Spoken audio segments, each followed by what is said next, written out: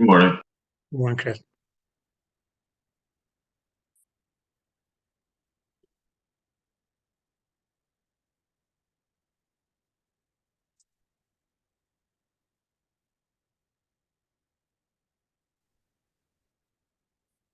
Good morning, guys, and welcome. Morning. Morning. Morning. Morning.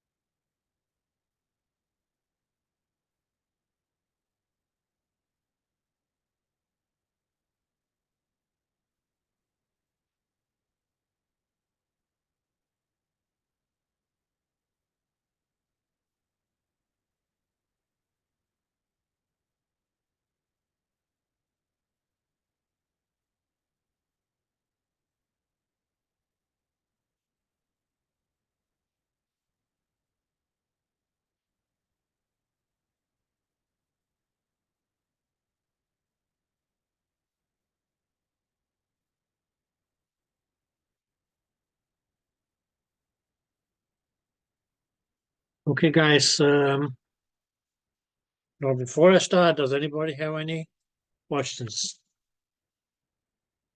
Anything anyone want to contribute with?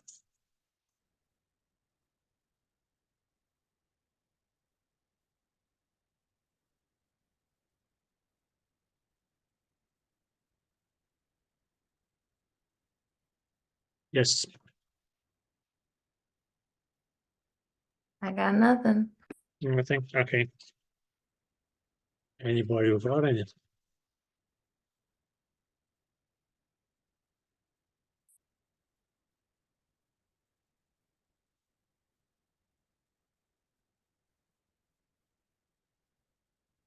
So, okay, I hope everybody got the email. You will not have a class tomorrow, okay? But we still continue with our plan as already decided. Okay, guys. So today we're going to try to talk a bit about, not a bit, we're going to talk quite a lot about, sorry,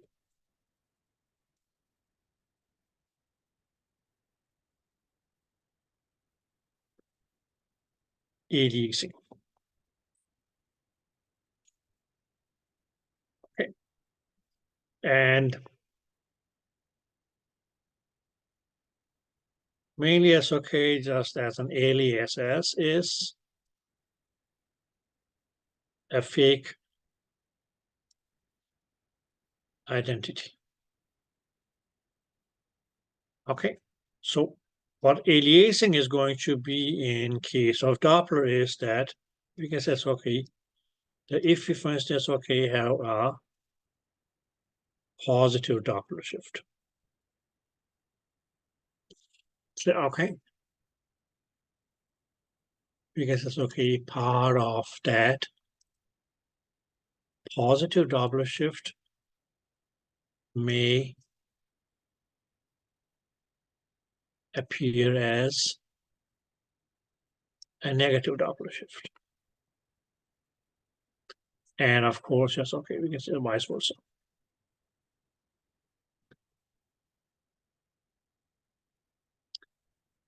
Clear? Okay. Now, guys, and this is pretty much okay as why probably it's okay. I'd like to talk about the spectrum and the color maps first. But anyways, good. We can say it's okay if this, for instance, okay, here was our spectrum. Did you guys get that? Okay. In all this, that's okay. We can say it's okay. This here, that was your, what we will call it's okay, the baseline. Okay. Now, what this baseline here mainly indicates is a Doppler shift of 0. What does that mean? that the transmitted frequency was going to be equal to the reflected frequency. Did you guys get that? Yes. Good. Okay. Now we can mainly say it's okay that what we have on this side here will be positive Doppler shift. We can say it's okay what we may have on, let's say it's okay, this side of the baseline here is going to be the negative Doppler shift. Clear? Okay. That is unless and until, yes, okay, your spectrum is not inverted. Yeah, okay. The main thing that's going to happen is if it was inverted is that, okay, yes, that this will be, yes, okay, your negative Doppler shift, and here, yes, okay, you will have your positive Doppler shift.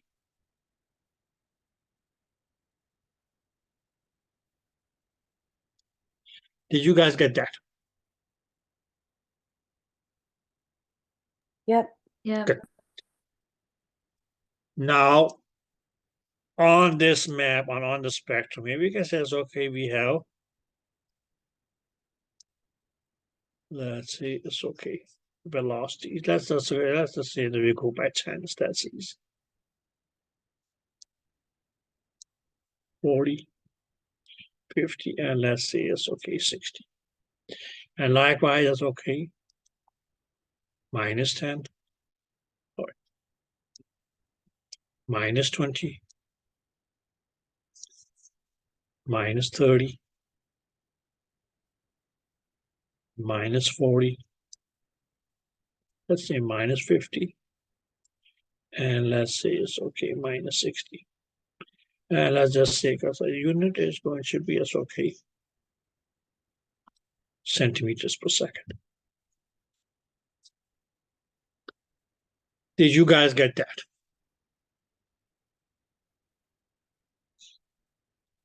Yep. Right, okay. So this is our spectrum of, yes, okay, of our Doppler. Now, guys, let us assume that first, yes, okay, have we had a velocity of the blood that, let's do it this way before I go there. Let me just use another color. You can see it's okay. This here.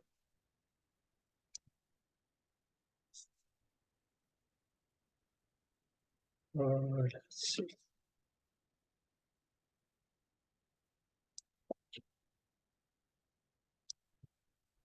This here.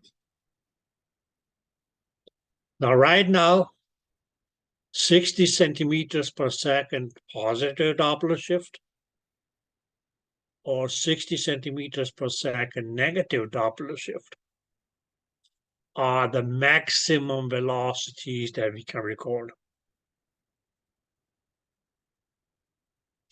Did that make sense? Okay, but we mainly as okay, we'll call this here. Now that's going to be as okay, your Nyquist limit. Likewise, that's okay. This here is going to, this here is going to be your Nyquist limit. Okay. Now, if we had a velocity of blood, let's say it's okay, a positive Doppler shift, that was anything less than 60 centimeters per second. This would have been, yes, okay, our graph. Because that's okay, in this instance, it would have been 50 centimeters per second. Even if it went and okay, as just was 60 centimeters per second, you would still, yes, okay, get the positive Doppler shifts. Did you guys get that? But if this is the spectrum that we had set, and let's say it's okay that the blood was running or flowing at a speed greater than 60. Now what we have done is, okay, yes, we have set the Nyquist limit or the maximum speed limit of the velocity of blood that we could measure at 60 centimeters per second. But yes, okay, if it was flowing at more than 60, let's say it's okay, it goes all the way up to, let's say it's okay, 80 centimeters per second. Okay, it will not be able to record these remaining as okay, 20 centimeters per second of the velocity as a positive Doppler shift. These 20 centimeters per second of the velocity that was beyond our Nyquist limit will then appear down here. And this is your aliasing.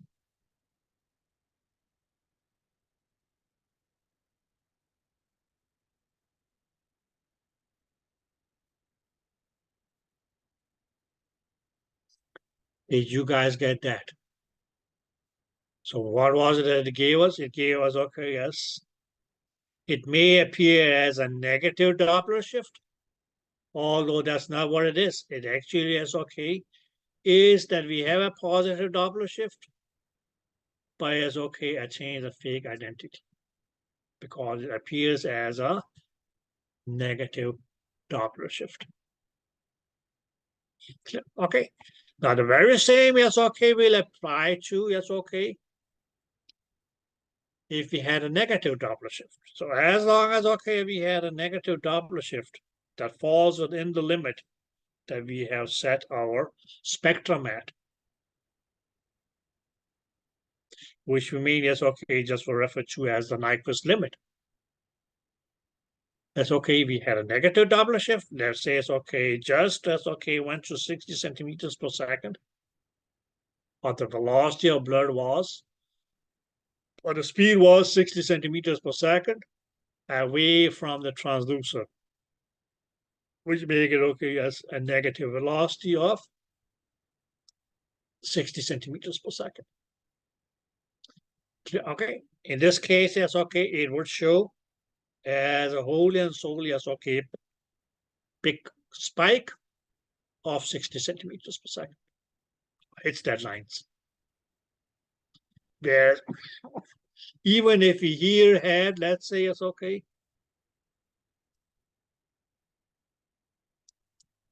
more than 60 seconds, 60 centimeters per second, let's say,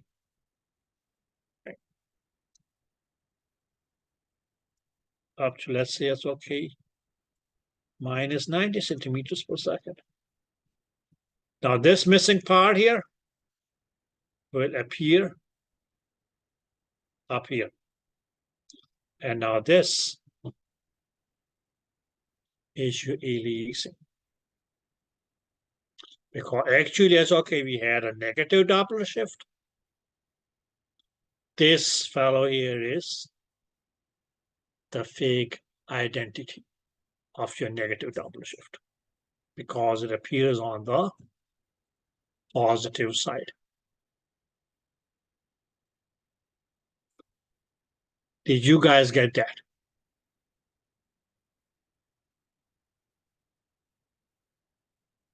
Yeah. Yeah, okay.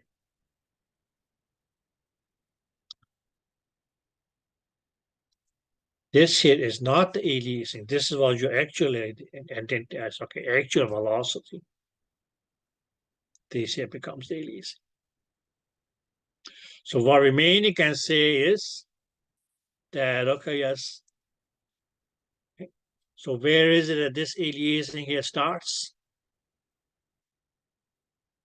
Beyond the Nyquist limit.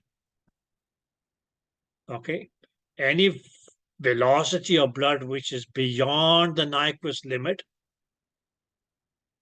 is going to be referred to as, or is going to become aliasing.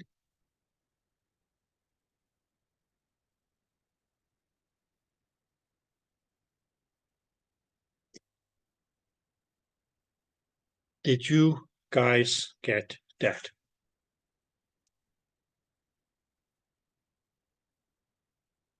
Now, guys, this is how, yes, okay, it would have appeared in a, yes, okay, on a spectral Doppler. Okay. Because this will mean, yes, okay, the size of the spikes on the graph here, yes, okay, mean, yes, okay, will measure or represent the Doppler shift.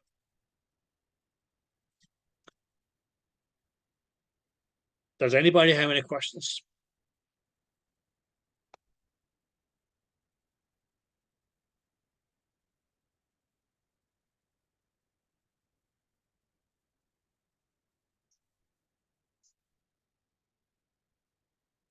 Not yet. Not yet. Okay, guys. Now, we will have, okay, yes, something similar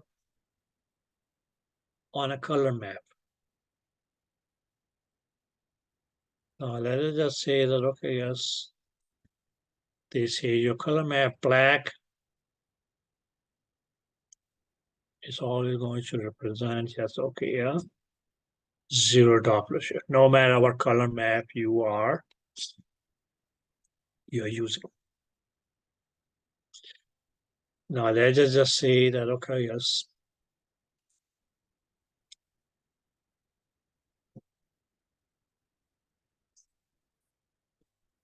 for instance, that, okay, yes,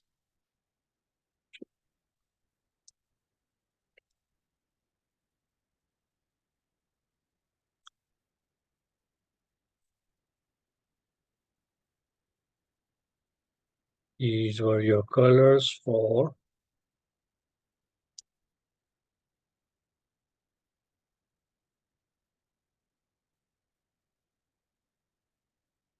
a positive Doppler shift on the map that you have chosen. On the other hand, we can see that, okay, yes,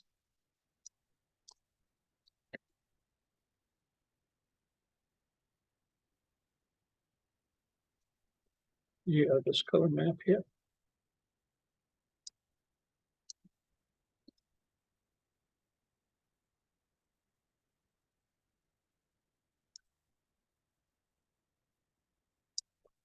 And these were your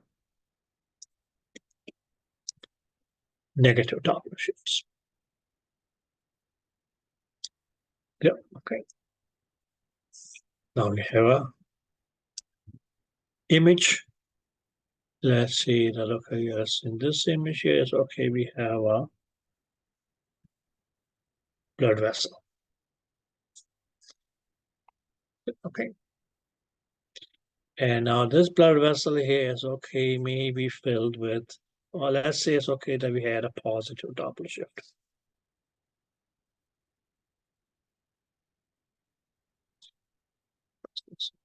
You may still have some, okay, some.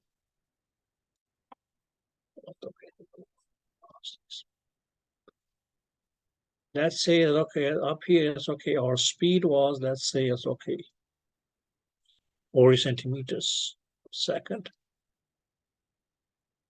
40 centimeters per second. Okay. But we may say, okay, let's just assume that, okay, in this case, here's okay, we had a Doppler shift which was plus, which means, okay, we get a positive Doppler shift. Let's say it's okay, 50 centimeters per second. So what would we get? Just like you had here. Aliasing show down by us, okay, by the extreme negative if we had positive. So that same will happen here. This blood vessel is also going to be filled with some blue, where this would be as okay, the ileation.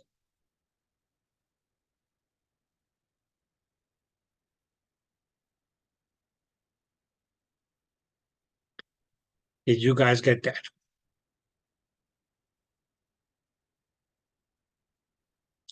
So guys, on aliasing, you're going to have it okay from extreme to extreme, like this. Just as we said here. Whatever was missing here is not going to appear here. It's going to appear here.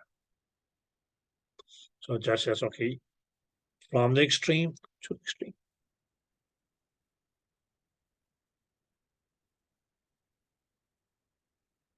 Of the spectrum of the spectral Doppler, or from the spectrum of your color maps.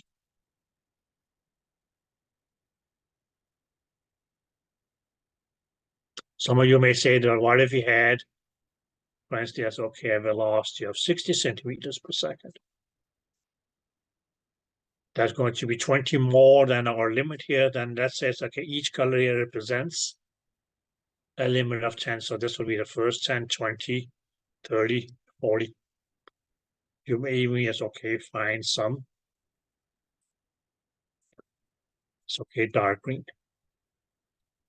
Because our limit was 20 centimeters per second greater than the Nyquist limit.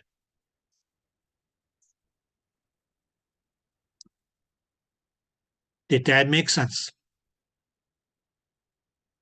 So what can be your Nyquist limit? You can mainly say as, okay, the maximum velocity that you're able to record. Did that make sense? That becomes your Nyquist limit. Now, who have been trying, yes, okay, the limits of their cars yesterday? No? Okay. If you are scanned, you just wish that, okay, yes, that those radars have, okay, as a low Nyquist limit. Okay, because the more, yes, okay, you speed beyond that Nyquist limit of those scanning radars, you're going to be given the benefit of doubt.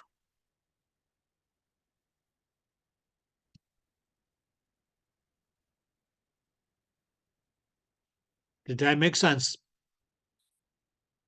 Okay. So the Nyquist limit is okay, theoretically speaking, it mainly is okay, just the maximum velocity that you can, that you currently are able to scan without aliasing. But, if the blood is flowing at a velocity greater than the Nyquist limit, what would that give you? You will have aliasing. Did that make sense?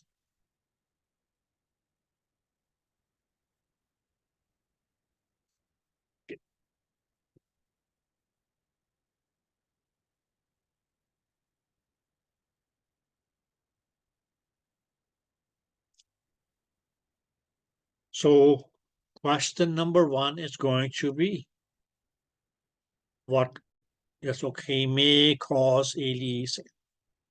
What's going to be as okay the major reason for aliasing? Well, you said yesterday, yes, okay, we briefly mentioned it in terms of, well, first of all, we only had aliasing in pulsed wave Dopplers. Did you guys remember that? Yeah. Good. Okay. Okay. But what is it that in a pulsed wave Doppler may lead to aliasing, because it's not going to be every time that you use a pulse wave Doppler that it is a must to have an aliasing. Clear? Okay. So the main reason that we get aliasing using a pulse wave Doppler is because the sampling rate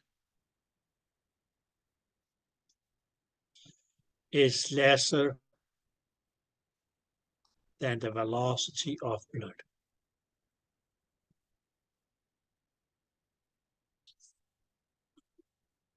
That will lead to aliasing.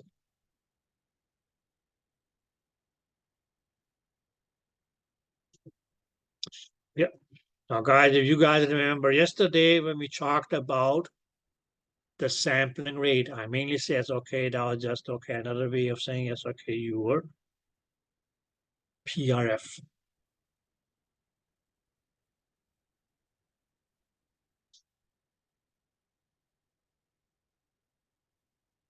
Clear? Okay. Well, just another way of saying your or referring to your PRF. Because what mainly is okay, determine the sampling rate was how many samples did you get in a unit of time? And where did we get the sample from? From the sample window.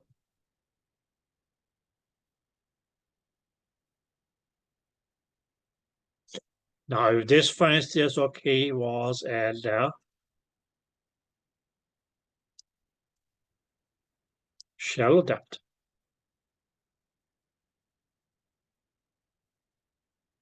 you will have a greater PRF, because the pulse mainly is okay, will just travel to the sample window and return back. And the number of just okay samples that you got in a second, for instance, here, will be equal to your PRF. Okay, which remains because it's okay, will be the same as your sample rate. Okay, whereas on the other hand, if this sample rate here is okay, was at a greater depth or a deep depth,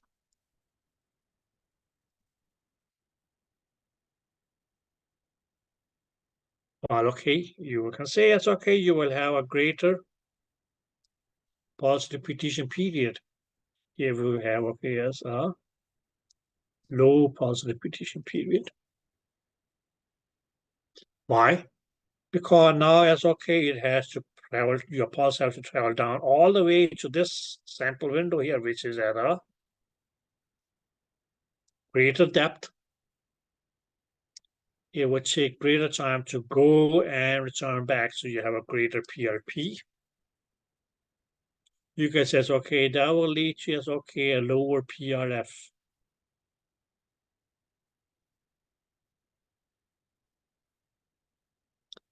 Did that make sense? Yep. Right, okay. Okay, and due to that, we can mean that okay, that this lower PRF here is going to be as okay, a lower sample rate or lower sampling rate. Clear? Okay. So in these 2 seconds there, that's okay, you can mean it as okay. This most likely as okay is going to lead to aliasing. Contra this one here.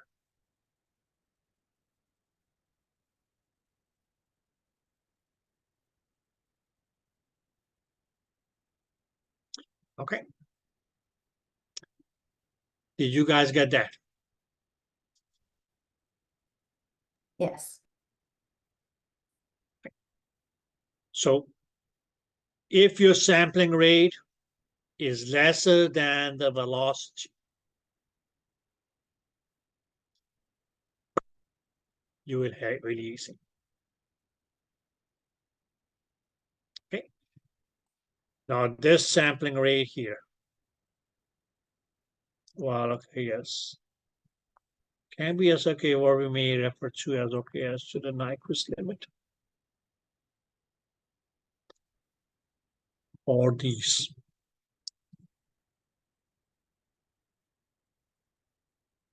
Okay. So there is a little equation, guys. Sorry, you just a fellow that you have to remember. So the way that they is okay, calculate your Nyquist limit, which we for instance said is okay if we had a spectrum and we say it's okay 50 centimeters per second minus 50 centimeters per second, for instance. Okay. Now this was going to be as okay your positive Doppler shift. Nyquist limit. And okay, sorry, this one here was going to be is okay your negative Doppler shifts, Nyquist limit.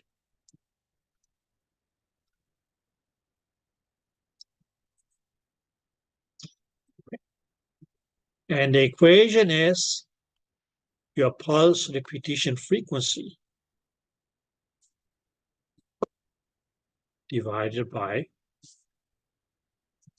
2. Yep, okay.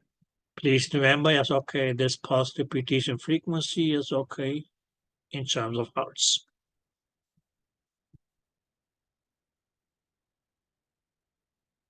But you can mainly, as okay, if you just look at this and say,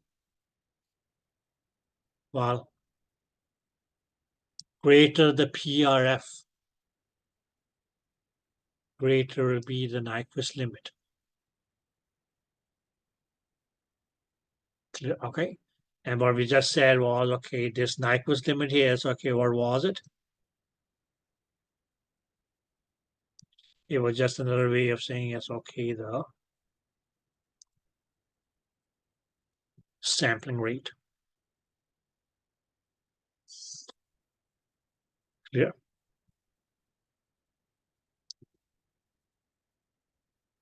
Okay. And you can say it's okay, the greater the sampling rate.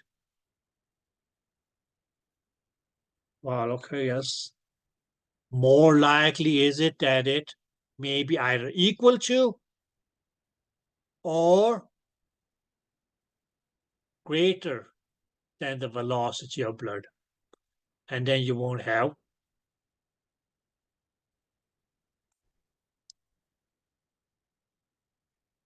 aliasing.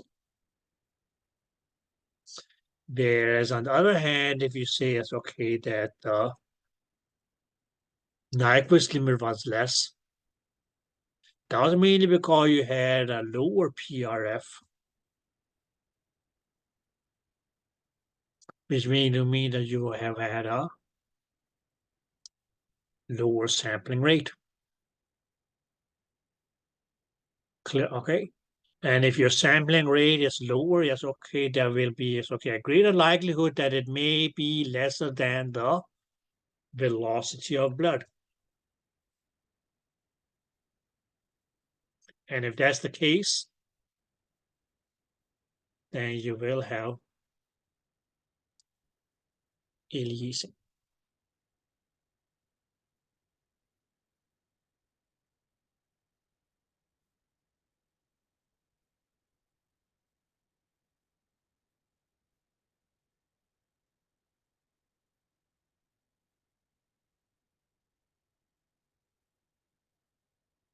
Did you guys get that? Yes. Okay. Or we can do it this way and say, yes, okay. Sampling rate, velocity of blood.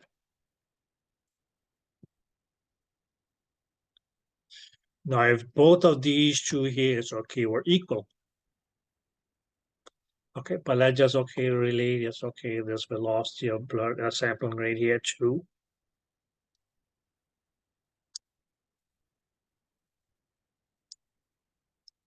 the Nyquist limit and your PRF. Then we can mainly say, in this case, yes, if they were equal, there will be no aliasing.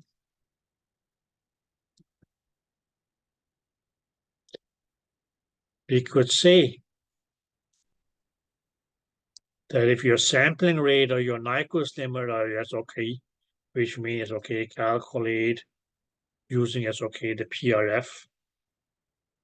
If that is greater than the velocity of blood, as well as there will be no aliasing.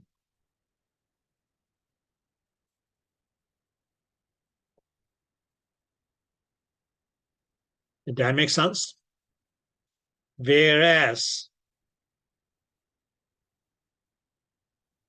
if the velocity of blood was greater than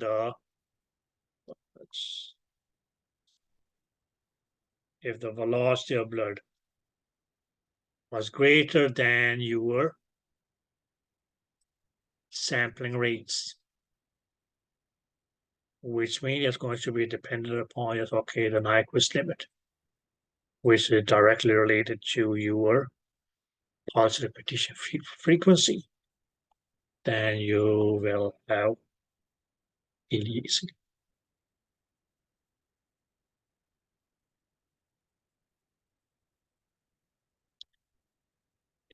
Did you guys get that?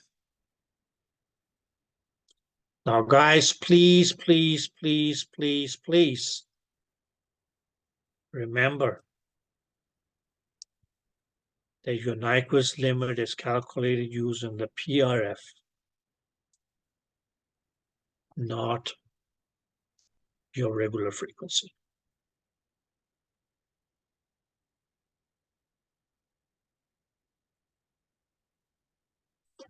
Okay?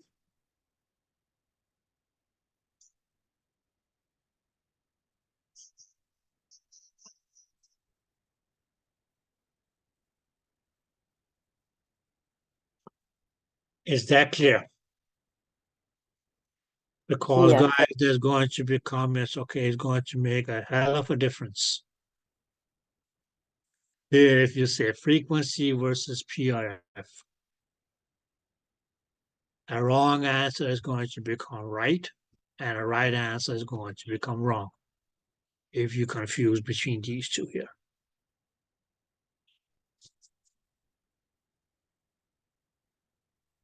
Okay, so mathematically, yes, how do we determine, yes, the Nyquist limit?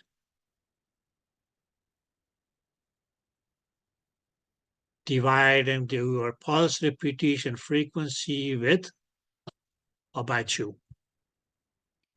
Okay, of course, that's that's going to be something in hertz. But then, that difference in the frequency there is going, because it's that difference is going to, ultimately determine you can say it's your sampling rate, and will determine whether, your sampling rate is greater or lesser than the velocity of blood. Okay. But when we look at it, what is it that we will refer to as being your Nyquist limit? The maximum positive velocity that we are able to measure, or the maximum negative velocity that we are able to measure.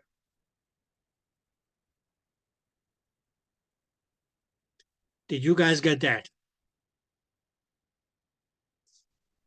Okay. That is what we mainly refer to as the Nyquist limit. Okay. So that's going to be as directly proportional to your PRF. Although not mentioned in the book, but you can say it's then inversely related to if it's directly proportional to the PRF, then it's going to be inversely related to the PRP. PRP. Here we go. Right, okay. And or inversely related to Yep. depth.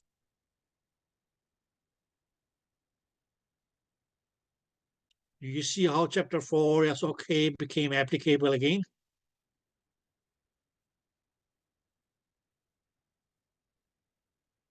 Good. So what's the moral of today? Read on chapter 4.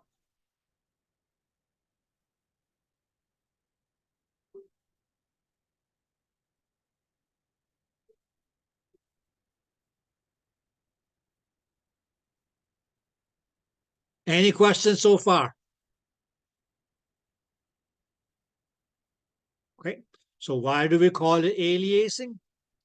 Because although we had a positive Doppler shift, but some of that positive Doppler shift may like to appear as a negative Doppler shift. Okay, that part of the positive Doppler shift that appears as negative is the aliasing, and vice versa.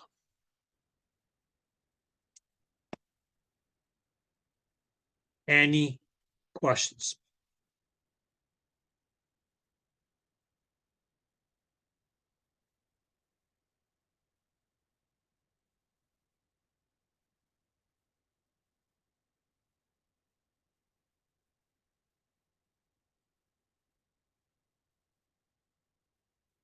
Yes, guys. No. No questions? No word of wisdom? Okay, guys. Let me just see where we can go.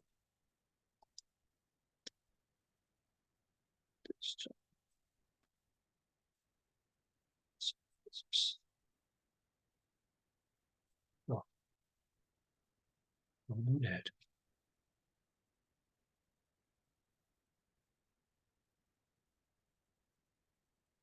Okay.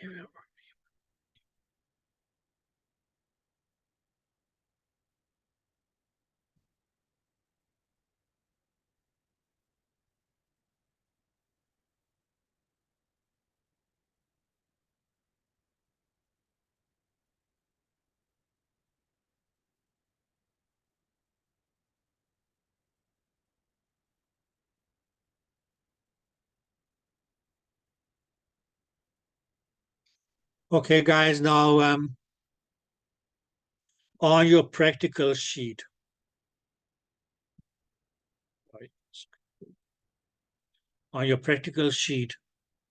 if you go into Doppler, and one of the things that you see is PRF, right? Right, guys? Let's just change the share. Good.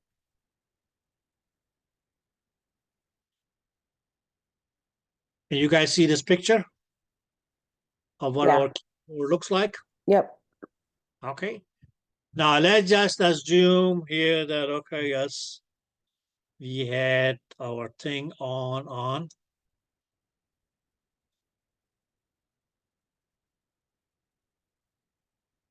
Doppler. That's okay. That's going to be a lot of windows here and so on. So, okay. But this knob here. In a Doppler, what you will see here was going to be PRF. And okay, yes, another function that it will have will be something that we call the Wall filter.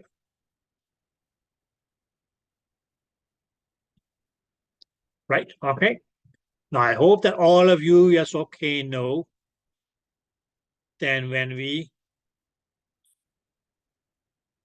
turn this clockwise, it will increase.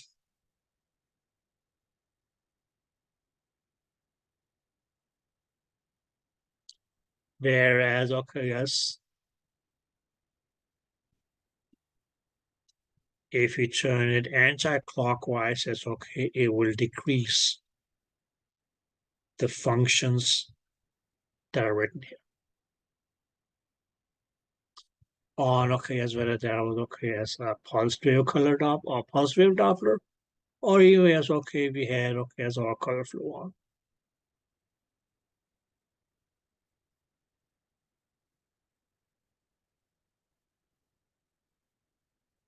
Okay, right. So you without changing the depth of your image, you're not changing the depth of your image. You're mainly as okay, just either as okay. You can say it's okay, most likely may increase the PRF or you may decrease the PRF. And by as okay, increasing or decreasing the PRF, what is it that you are changing at the same time? You are changing your Nyquist limit.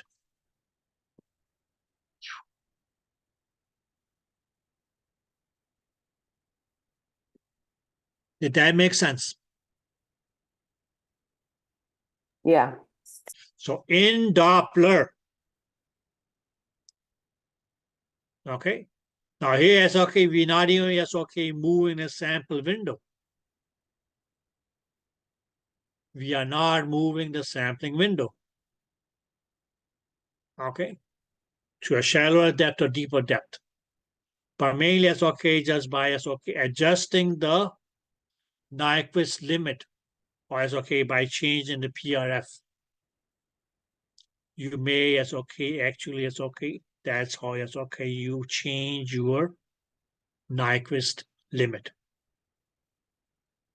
So let us say, guys, that to begin with, let's do it this way and say it's okay. This was our scale or our spectrum. Okay. Okay. Now we can say yes, okay. This one here is our famous baseline, which would be yes, okay, a zero Doppler shift. We can say that here, it's okay. Let's just say so we have a low velocity. Let's say it's okay, 30 centimeters per second. Negative. And let's say it's okay, 30 centimeters per second. Positive. Okay, so right now, yes, okay, these were both our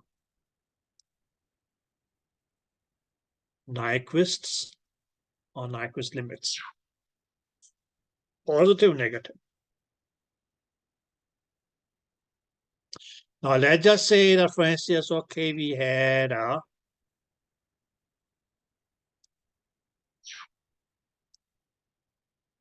positive Doppler shift of say less, okay, sorry. Or let's say it's okay, 40 centimeters. So we can mean says okay that missing 10 centimeters per second of the velocity is going to just okay appear down here.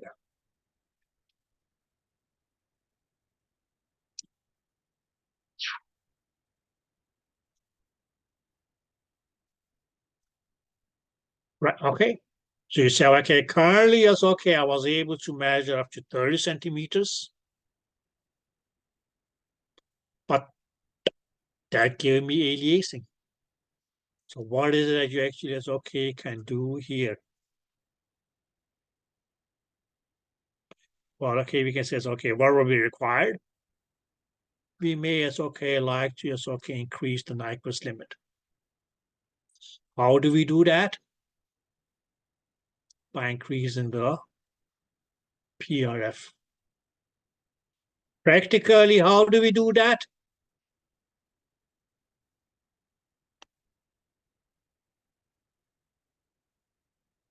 It's okay if you have it on in any Doppler mode. Okay, right now it's okay, it will be it's okay. This mode here that's on. We will turn this knob here. clockwise. Provided that PRF is outside the bracket. Because if PRF are inside the bracket, then okay, what will we have? Wall filter would have been outside the bracket. Then that would have been the active function. Okay, well, wall filter does so and so and so. We probably okay. We'll talk about that on Monday.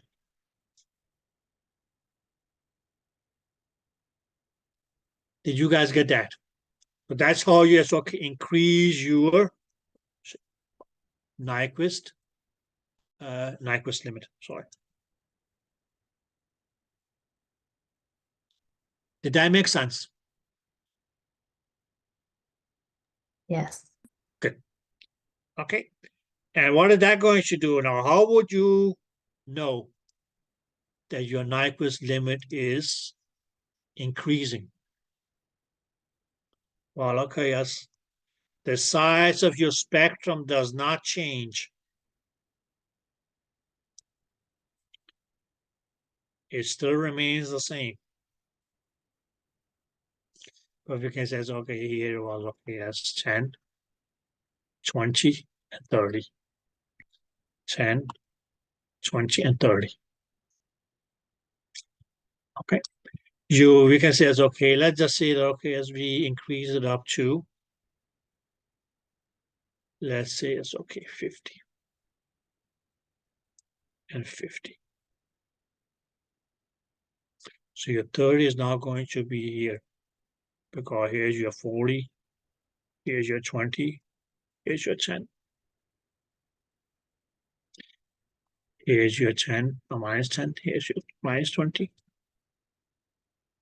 minus 30, minus 4, and minus 50. And all of a sudden, yes, okay, what previously is okay was a decapitated spike.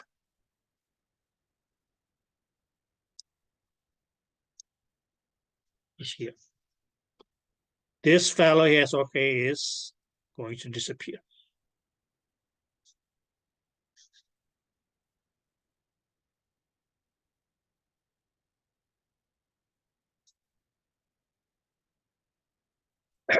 Did you guys get that?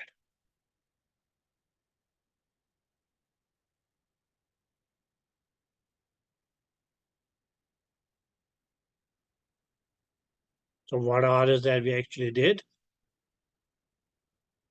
Here, we increased the Nyquist limit, mainly by okay, increasing the PRF.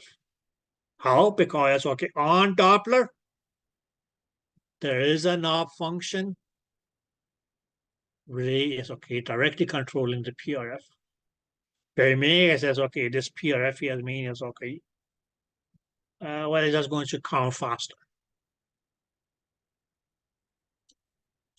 Yeah, okay.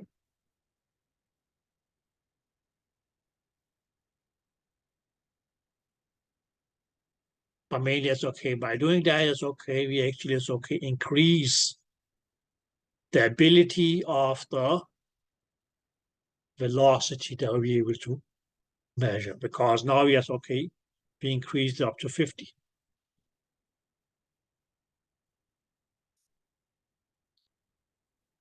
Did you guys get that?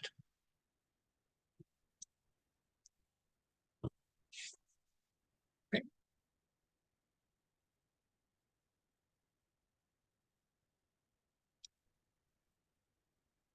So guys, please, roughly speaking, yes, okay, the first three chapters, first 2.5 pages of releasing 315, 14, 16, and 17, and maybe it's okay, slightly 18. That's what we're done with. Clear? Okay. Now, take your time, read a bit on those. And when we come back, we will talk about, yes, okay, the charts of releasing. We can say, okay, more details of, okay, as what are the 5 possible steps that we can take to get rid of aliasing? One we just mentioned, but we're going to go in a little bit more details about that one. So we have 5 charts that we need to chew on. Okay? Now, one little thing, if you still didn't know your Doppler equation,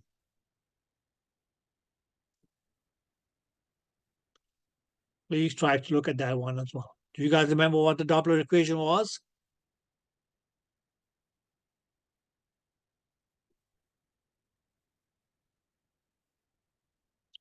Doppler shift equals 2 multiply velocity of blood multiply transducer's frequency multiply cosine theta value divided by propagation speed.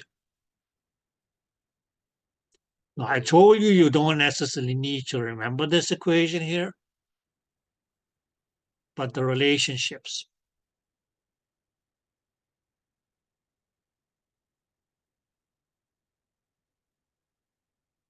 Okay? Good.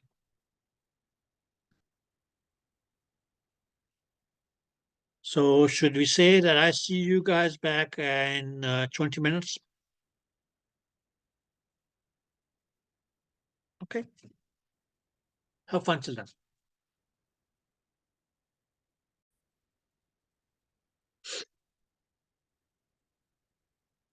Okay. Now, does anybody have any questions yet?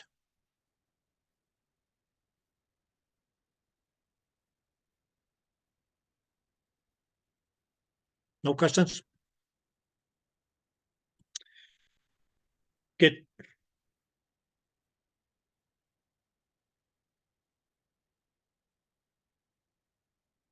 So let's try to chalk off the charts about our charts on aliasing.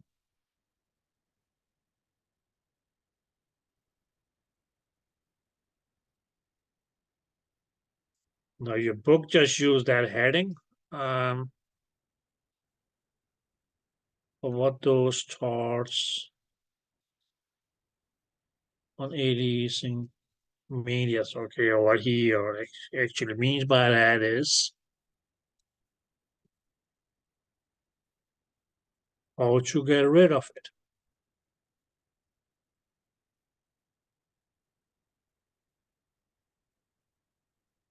Okay. How to get rid of, okay, yes, the factor that although yes, okay, we had a positive Doppler shift that was going to be aliasing in form of some negative Doppler shift. Or vice versa, yes, okay, that we had a negative Doppler shift that is going to aliasing as some positive Doppler shift. How do we get rid of that?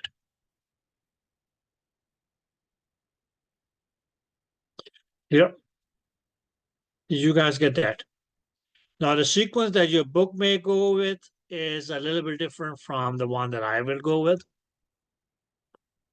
But that's okay. It, after all, that's okay, is going to be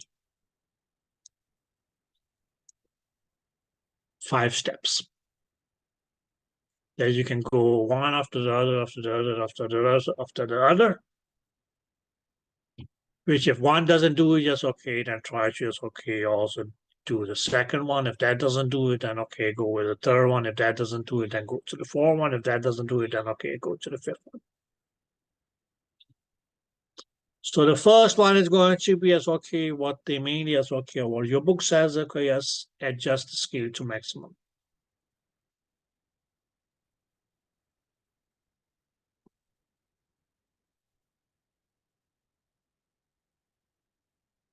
Oh, that says okay, to its maximum.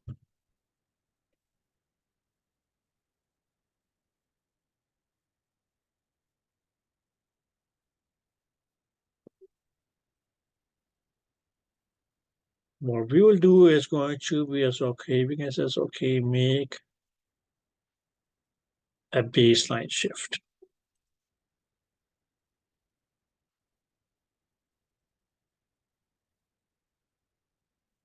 Then if that doesn't work, reduce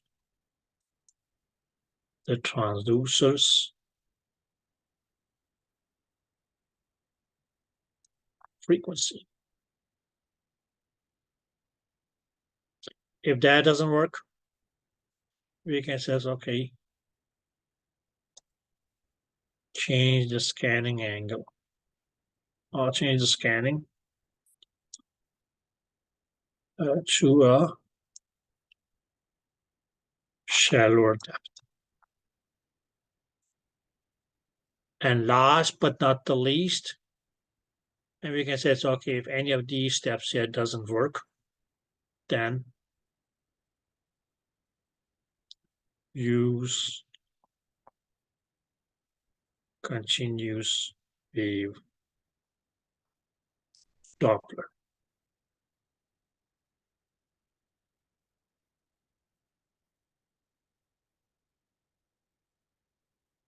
Did you get that? Yeah. Good. So these are the 5 steps that one by one can be adapted, or one followed by the other, followed by the other, which at some point, yes, okay, will help you to get rid of aliasing.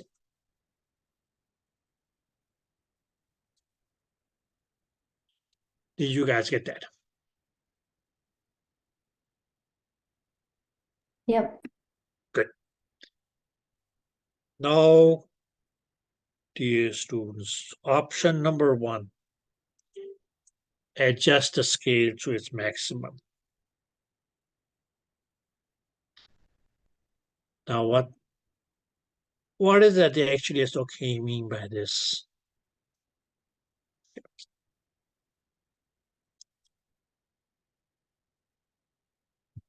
Now, let's just put it this way and say it's okay. This was your spectrum. Now, all it's okay. I just show you guys on the spectrum. Okay. Please keep in mind that most of these steps here can also be done on color Doppler, but it's easier. It's okay to on this Zoom demonstration just to show it using a spectrum Doppler. Otherwise, it's going to be okay. Me putting colors and colors and colors and colors and colors. Okay. We can always talk about colors and so on and so on. So once we talk about the varieties of color maps and so on. But it's going to be the same. Now, and what we mainly said was, now what's going to be as okay, the scale here is mainly going to be as okay, because it's okay, Nyquist limits.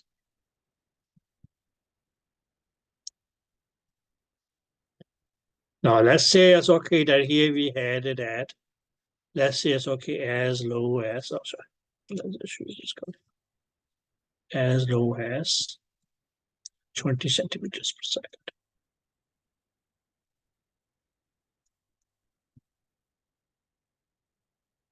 Did you guys get that? Now we can say it's okay.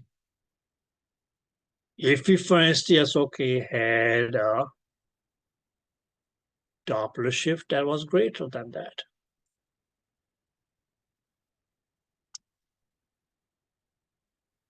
Let's say it's okay as much as okay as 35 centimeters per second. This part I was going to be missing here, and actually it's okay appearing down here. And this was now going to be as okay, you were aliasing. So what they actually would mean by yes, okay,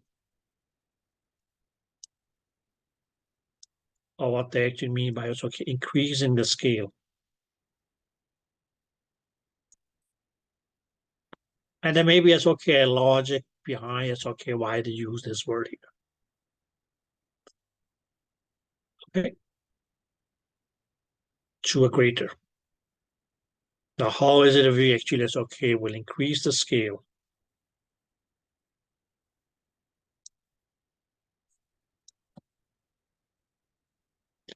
Okay. What they mainly mean here is, okay, is to, let's say this way. What does this mean? Is increase the Nyquist limit. And how did we do that? To begin with, increase your PRF.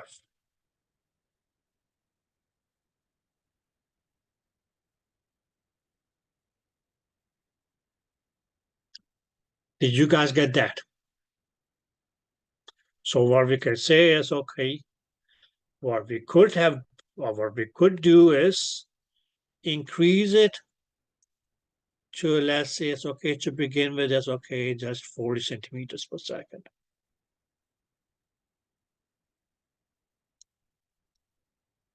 For instance.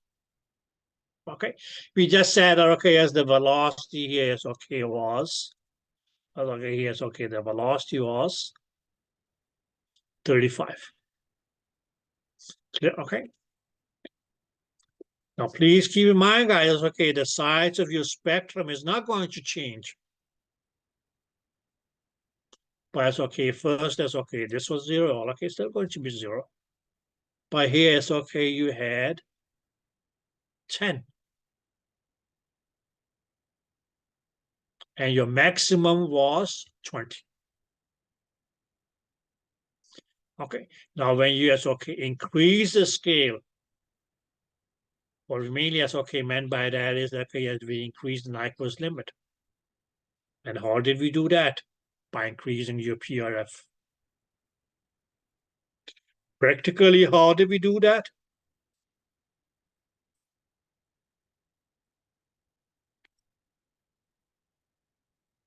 On a Doppler mode,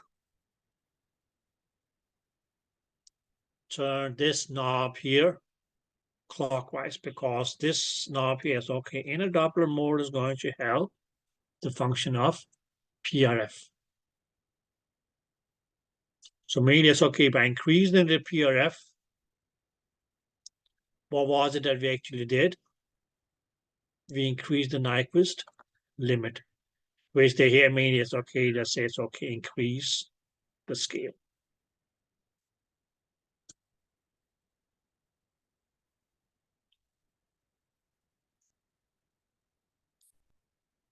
Did you guys get that? Yes. Good. Okay, so what is that we can say? Oh, please don't do that. I didn't want you to increase the thing. So, but okay, this is going to be a 10. You can say, okay, this is where your 20 would be. This would be, as okay, you can say, okay, where the third would be. And just so we know, okay, mark it, we can say, okay, 35 would have been here. So now as okay, what previously as okay was too much, because our scale was just at 20. That's okay. Falls within, yes, okay, or it's going to be lesser than your Nyquist limit. So that's okay. It falls here. Did you guys get that? Yep. Good. Okay. Now, okay. Now, what you can do right now, well, okay, you achieved the goal. Your goal mainly is okay, in this instance, yes, okay, was to get rid of your aliasing.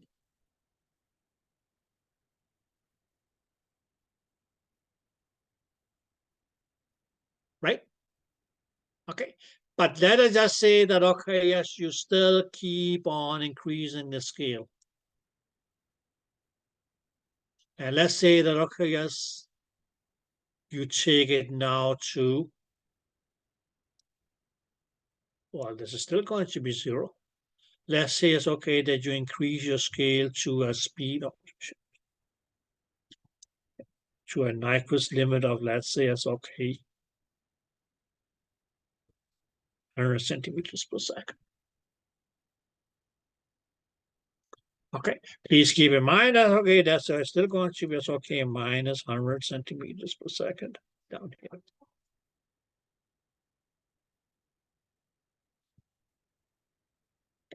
So what you see here is, okay, what, when you had the scale at 40, this was the size of your spike, right?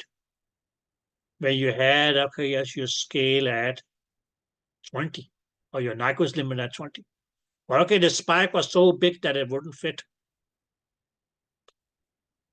But you can say it's okay, this is now your 0 centimeter, this is now your 0 Doppler shift. This is going to be 10. This is 20. This is 30. You can say it's okay, this will be 40, 50, 60, 70, okay, 80. And let's say it's okay, 90. Now, ideally, it's okay, it should have been equally distant, but let's just put it this way. Okay, now your velocity of the blood was still 35 centimeters per second. Where's that going to be now?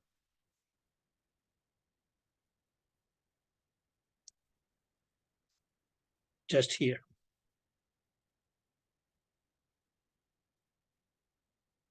Did you guys get that?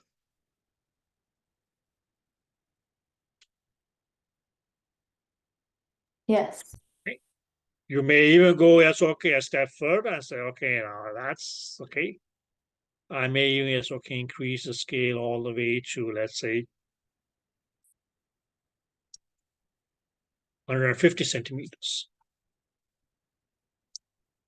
Okay, now I'm not going to be sitting here and drawing as, okay, 15 lines, but you can say, okay, because, well, yes, okay, we'll just go by 50s. So 50, 100, and 150.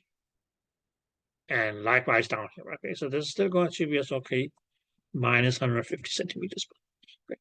But you will say, as, okay, where does my, as, okay, 35 centimeters per second velocity go now?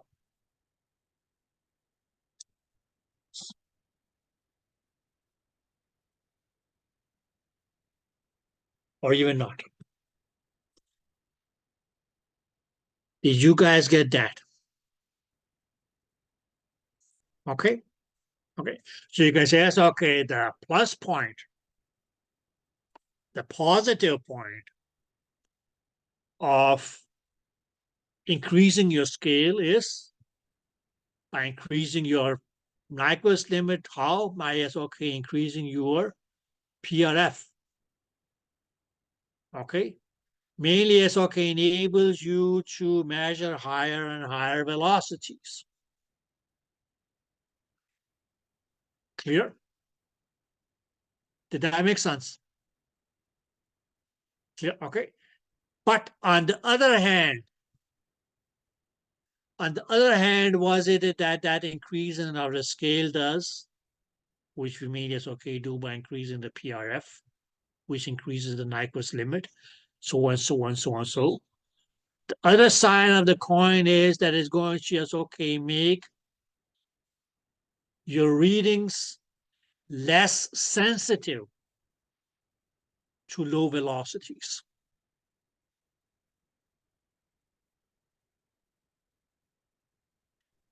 Did that make sense? Okay, because what is it that we can say here? Let's just say that, okay, this 35 centimeters, yes, okay.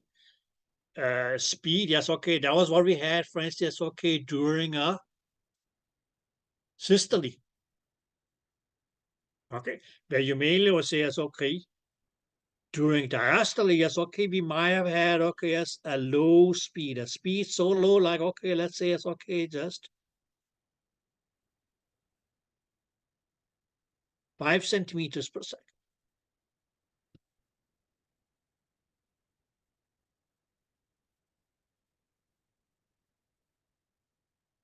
Okay, now I know I make it here. Practically, it shouldn't be here, but anyways. Okay, or we can do it. Let's just do it correctly. Why? It's okay. Do it wrong now. But because it's okay, we had a low velocity, it's okay, during diastole of 5 centimeters per second. Okay, now it's okay here, it's okay. This would be it's okay, you were 10. This would be it's okay, you can say you're 20. That would mean it's okay, you're 30. The average okay, yes, was okay, quite big to begin with.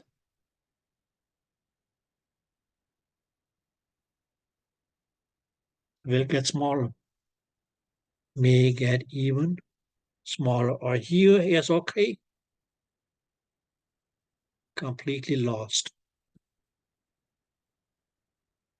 Why? Because it is a low velocity. So you can increase the speed that you will be able to record. But on the other side, that's okay, what is that going to do? It is going to make your system less sensitive to lower velocities, or let's say less sensitive to lower Doppler shifts. Did that make sense? Now, what is going to happen then? They will disappear off your readings. Those low velocities will mainly as okay, just be like, well, okay, they never existed, or recorded as they never existed.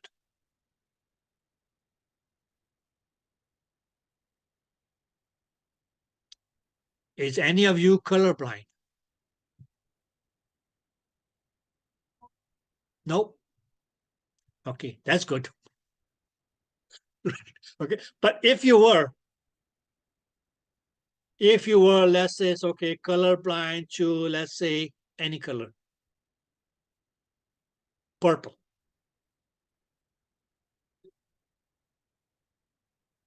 Clear? Okay. You may see as okay a picture, but it's okay, whatever in that picture was purple, that's okay, you will not see that color because you're colorblind to it.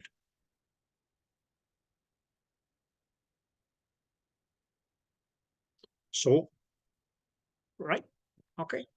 Why? Because you are not sensitive to, yes, okay, the purple color, which means, see, yes, okay, that the whole world could be purple and you wouldn't see it, okay? You will still see it, but you won't see the color in it. Did that make sense? That's why they check your eyesight, or yes, okay, your color blindness for red and green when you go to get your driver's license, right?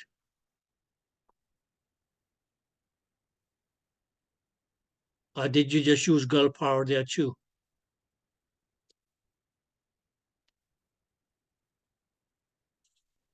Huh? Does girl power work at DMV? No, Huh? What power no. works at DMV?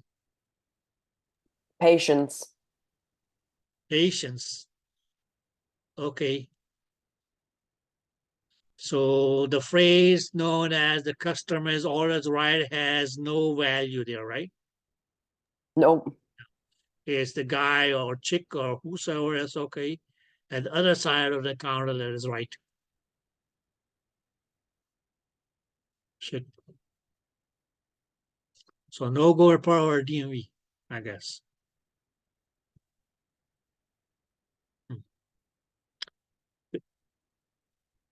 But did that make sense, guys? Okay, so please, please, please, please, please, please, please remember this one here. Okay, increasing the PRF, yes, okay, that's an easy way to get rid of aliasing. Clear? Okay. But you can say, okay, the adverse effect or the negative effect of it is that it makes your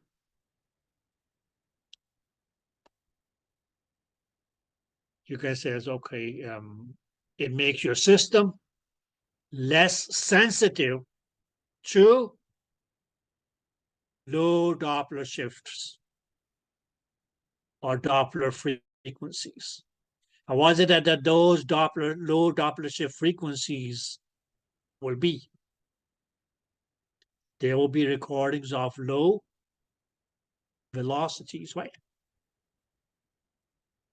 Okay, because there was a lesser difference between that transmitting and reflected frequency. Did you guys get that?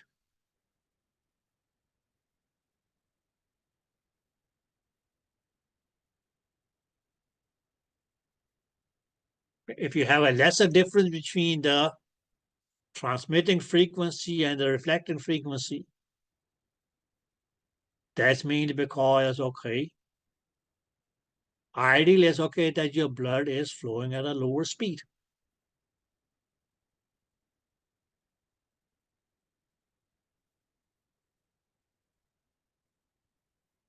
Okay.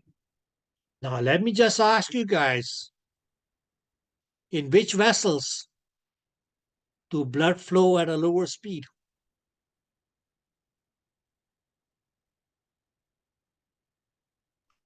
Veins. Veins. So, and that's why I said, okay, it's going to be the same concept. Okay, but we just looked here as okay at the spectrum, that negative Doppler shift that we had here. That negative Doppler shift that we had here just becomes smaller and smaller and smaller on the spectrum until yes, okay, it may disappear. Okay. Did that make sense?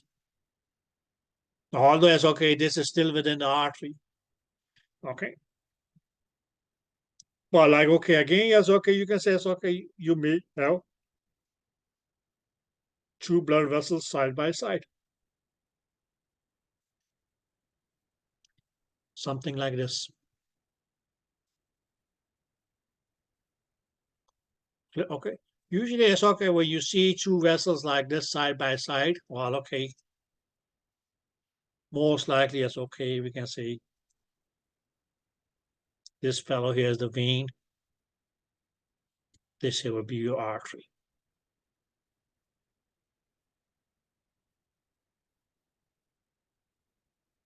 Yeah, okay. Now, since we already said that, okay, as veins, most likely as okay, have lower velocities. Clear? And we, yes, okay, just will say, okay, comparing that, we can say, okay, arteries, that's okay, they will have greater velocities.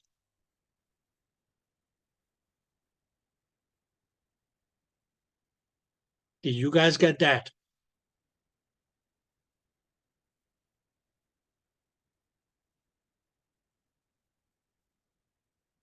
Yeah. Yeah. Okay.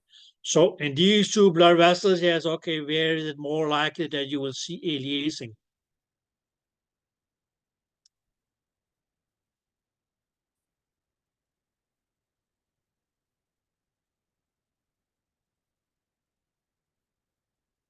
Arteries. In the arteries, right? Clear? Okay.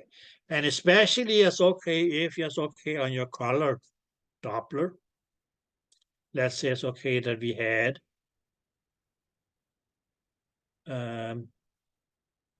let's put it this way, it's okay.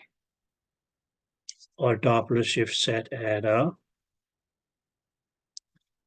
velocity. Now the number of colors within the color map is not going to change just because you decrease the scale.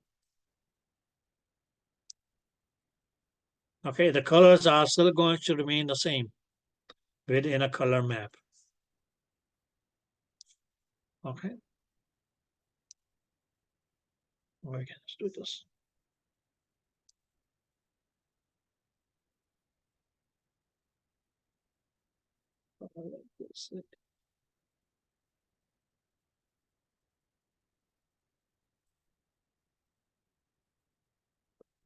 And that's what I'm talking about.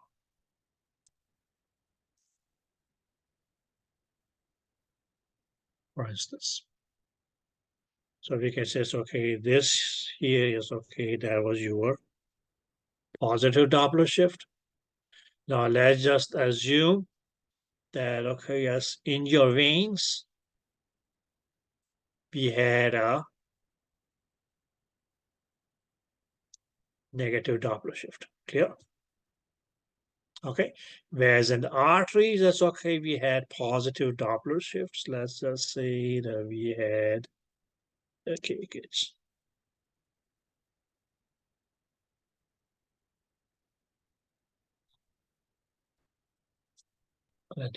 And okay, yes. Okay, yes, you are using, and okay, let's just put usually it's okay. Something like this.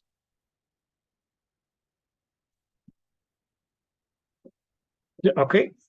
And that was, for instance, okay. We, for instance, said, okay, that here is okay. This was, let's say, minus 20 plus 20. Now, guys, when we is okay, increase the scale to, let's say, it's okay, 40, and let's say minus 40. What will happen? Or let's say it's okay, 50 for instance. What will happen? Well, okay, yes. In the artery, yes, okay, we will get rid of that aliasing.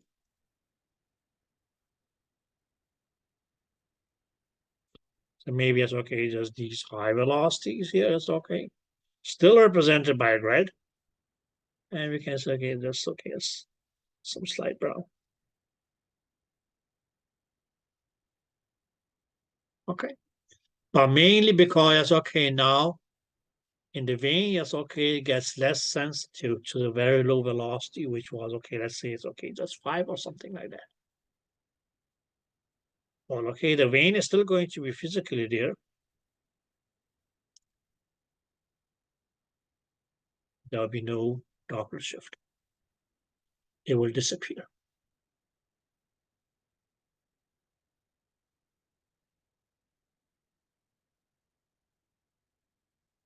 Yeah, okay. Now, for instance, we keep on, yes, okay, increasing the scale. So let's say it's okay, let's just say it's okay, 200 and minus 200. Clear, okay. Now you can mainly say it's okay. Oh, yes, okay, that vein is still going to, yes, okay, just be, yes, okay, having no Doppler shift.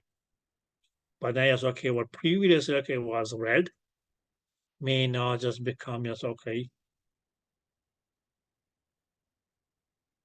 something like this. And even, yes, okay, most of the artery now is also going to be having no Doppler shift. And why do we see that mostly as okay towards the periphery?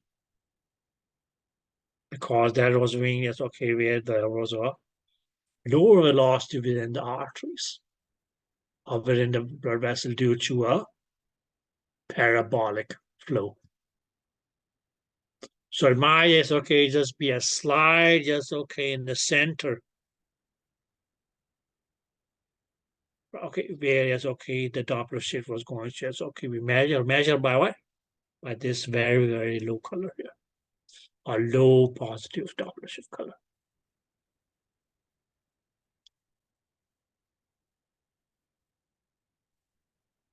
Did you guys get that? So these are the kind of questions that you get on Doppler. What was done? What was done in this question as okay scenario here? We increased the scale. Good is good, but then too much good is bad, right? Clear? Okay. Now, what's the logic of using the word scale? Now, again, yes, okay, as I keep on saying, yes, okay, you may have different scales in your household, right? Okay, you may have one in the kitchen, let's say it's okay, just design to yes, okay, just measure up to yes, okay, 5 pounds. Did that make sense? Clear? Okay. Now let's say it's okay that you put a 20-pound watermelon into that scale. It can only show you up to 5 pounds. Those remaining 15 pounds here are going to be as okay lost, but on our as okay Doppler is okay that will show up as releasing. Did that make sense? Okay. Now if you take that same watermelon and put it on okay as on a bathroom scale, well okay as that bathroom scale can measure for let's say as okay up to 200 pounds. Okay, so it may still show you as okay 5 pounds. But if you just okay look at that of okay on a scale, it's going to yes okay on a recording as okay it's going to we're having a smaller spike. If you look at the measurements in terms of spikes, you take that watermelon to yes okay to a cargo station at an airport or seaport and put that on the scales that they have, which mainly is okay don't measure things in pounds, but may measure it in terms of tons. That single 5-pound watermelon is not going to do anything to that scale. Why?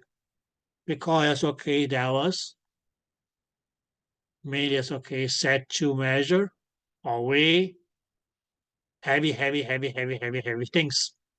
So it's going to be less sensitive to low weights. That watermelon is not going to move that pointer by a millimeter. Did you guys get that? Okay, but here you can mainly say, okay, increasing the scale. Practically, how do we do it? Increasing the PRF. Okay, and by increasing the PRF, what happens? We increase the Nyquist limit.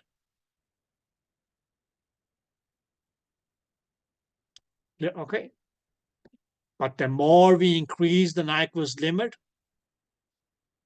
the lesser and lesser sensitive is it that your system is going to be towards low Doppler shift velocities, or low Doppler shift frequencies, or low Doppler shift, or low Doppler frequencies, or you can say as okay, low velocities.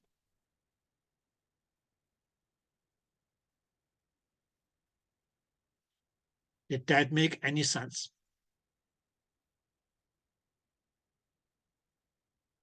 So what's going to be the outcome of sensitivity? Response.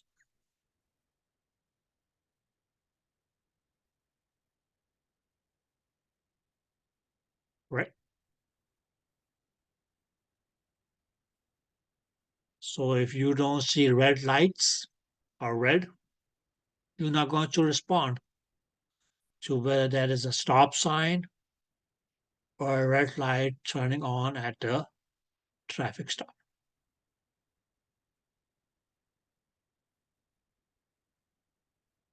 And if you don't see it, you're not sensitive to it, you may not apply your brakes.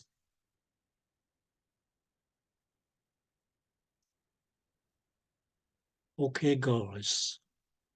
Have I made myself clear on this one?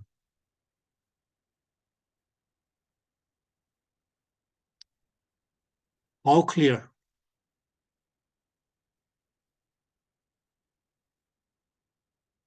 PCT. PCT clear. Here you got it. Okay, somebody talks in terms of physics now. Okay, Mike, can you just go back to the last slide for like 2 seconds? 2 seconds. Okay, Which not last literally slide? 2 seconds, Mike. Okay.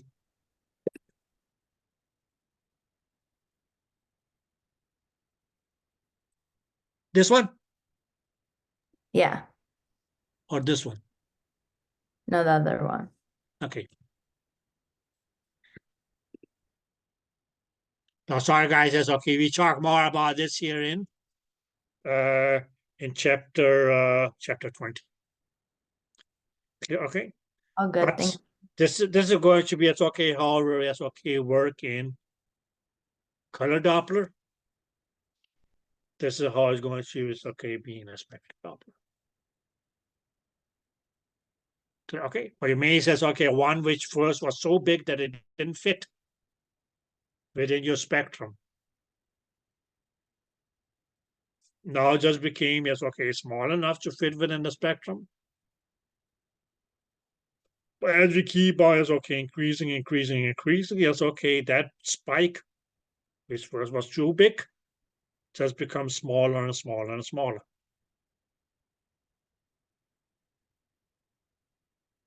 Did that make sense? But on the other hand, yes, okay, low velocities, those spikes also become smaller and smaller and smaller. But if something already was small, and you just keep on, yes, okay, shrinking its size, what's going to happen? Ultimately, yes, okay, it becomes so small that you may not be able to see it. It disappears right in front of your eyes.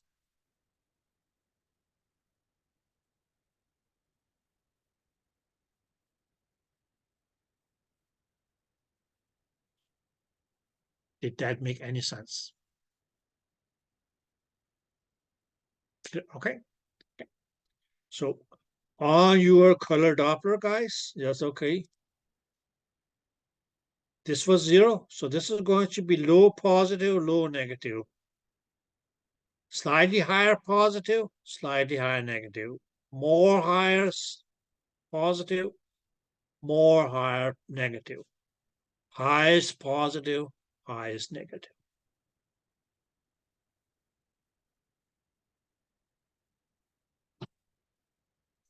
Yeah, okay. And how do you know, yes, okay, what your highest positive is? Well, okay, we started off with 20. Clear, okay. Then we went to 50s. Then we went to, let's say, okay, 200s, for instance. Clear, okay. That's me, yes, okay. Because, yes, okay, on your color maps, yes, okay, you mean, yes, okay, as you increase your PRF, which means there's going to be, yes, okay, increase in this case, yes, okay, 20 becomes 50, for instance. 50 may become 100, 100 may become 150, it may go to 200. Did that make sense? Yes. Good.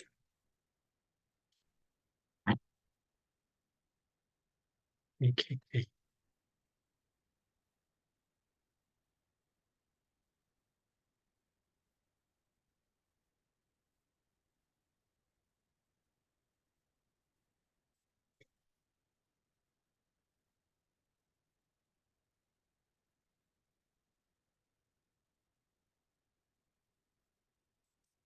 Ja, de weesgebied. Okay. Our next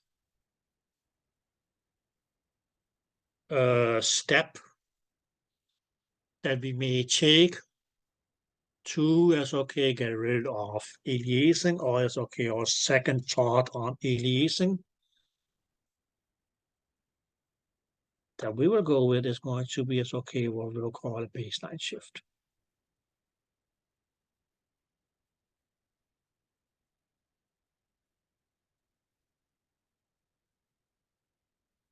Yep, okay. Now we can, for instance, say yes, okay. Let's say that okay, yes, we already had increased our aliasing to its maximum. Let's say it's okay, 150.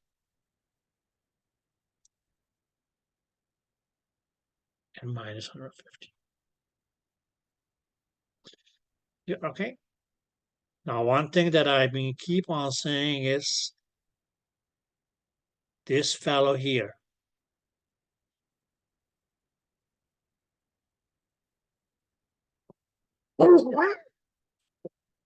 Sorry. That's you. Thank you, madam. Is your baseline. And what is that this baseline here? So, okay, indicates the zero Doppler shift. Here, okay. Now, guys, practically,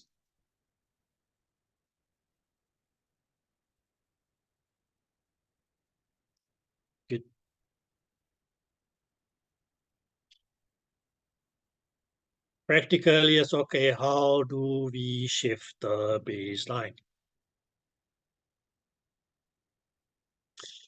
Okay. Now in color Doppler, yes, okay. Pulse wave Doppler. This one is okay, which in B mode would be dynamic range. Oh, sorry. This one, sorry. That's going to be as okay, be your baseline. Clear, okay. And mainly it's okay by either moving that clockwise or anti-clockwise. That is how you practically as okay are able to as okay make a baseline shift or shift the baseline.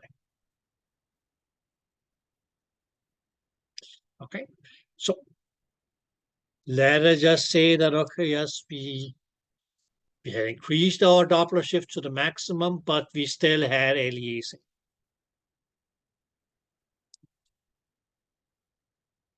Why?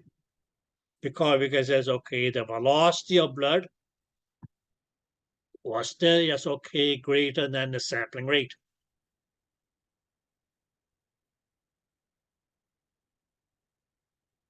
Clear? Okay. So we had this aliasing, which was okay, I was going to show up here. Let's just say the for instance, okay, the velocity in this case here also around 80 centimeters per second.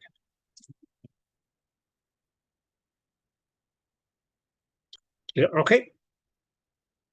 So what is that we can do? We can shift the baseline. How? Mainly it's okay, just by the knob that I showed you. Okay. Now, what is that baseline shift going to be doing is that we actually is okay, or how is it we actually is okay? Because it's okay. So this is still going to be as okay, or maximum negative Doppler shift. This is still going to be as okay, or maximum positive Doppler shift. Now let's just say that okay, as we take that 280. Clear, okay. Now this is going to become 120 mainly because okay, what we actually do is as we shift the baseline is in this case, okay, we have to move the baseline down. So this is where it's okay, or zero Doppler shift becomes. And now we can say it's okay. That spike that previously is okay was giving us ADs and all okay, yes. It's like this.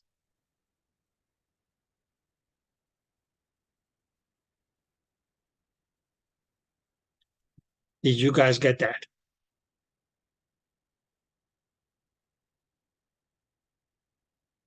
Yes. Yeah, okay. Or on the other hand, if we just put it this way and say, okay, let's say that okay, yes, we had a negative Doppler shift. Let's say we had a negative Doppler shift, or let's say it's okay, so extreme as okay, as 200 centimeters per second.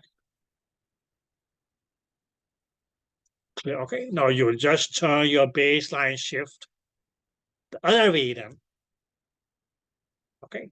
Now, please keep in mind, guys, okay, the size of your spectrum is not going to be changing. The total Nyquist limit is not going to be changing. Clear, okay?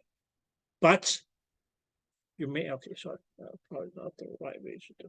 Probably going to shift the baseline. In this case, it's okay, we're going to move the baseline up. At least to the extent that, okay, because we said, okay, that the velocity here okay, was 200. At least so that, okay, yes, the negative is at least 200. And that's why you can say it's okay, well, and okay, as you had this big Elias in here, right? Okay, of course, you had that Elias in here. But now, well, okay, yes. And you achieve what you wanted. Okay, now some of you say, okay, what's going to be the maximum positive Doppler shift that we could have measured here? Would have been 100.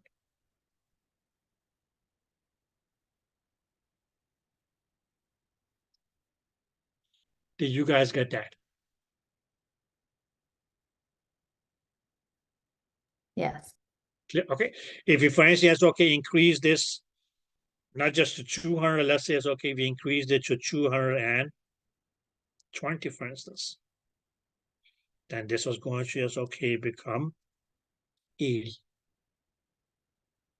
Of course, that's okay. And if our velocity was just 200, well, okay, that spike is that's not going, it's not going to touch the, well, it's going to actually be a little bit shorter or shorter because it's okay, this will be as okay where your 200 will be.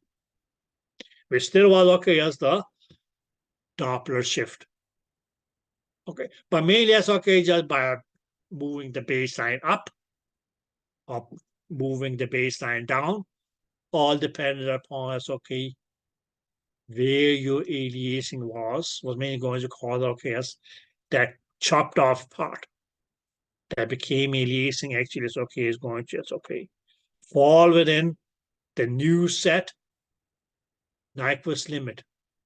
Mainly it's okay, just moving the baseline down or moving the baseline up.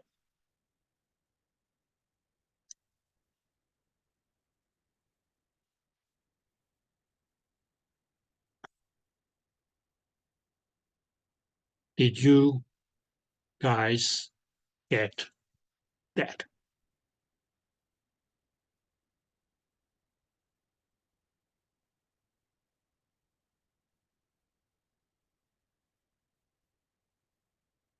Yep. Or have any of you ever been to a playland with rides and things like that? Now they may say it's okay if you are shorter than this height, you may not be allowed, right?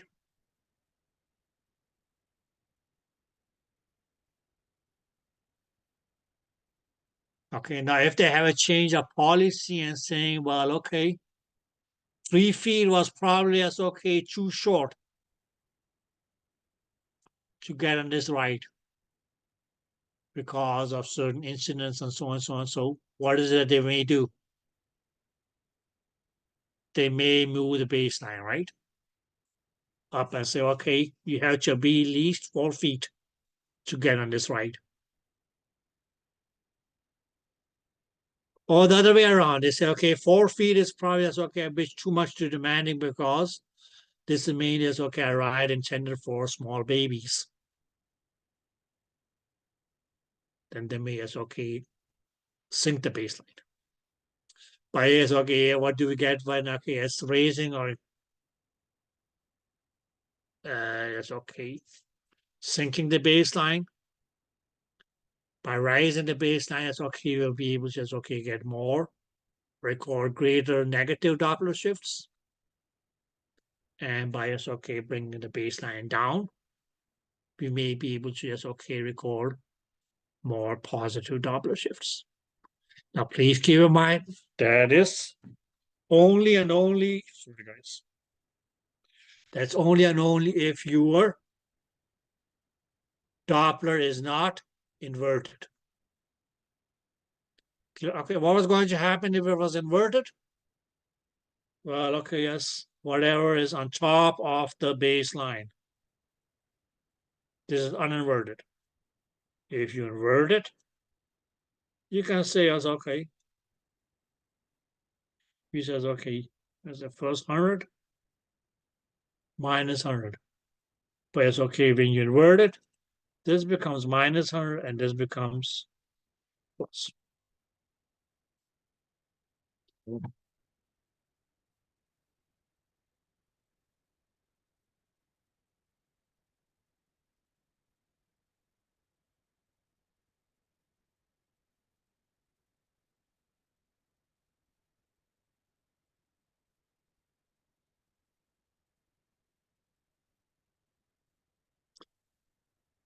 Does anybody have any questions?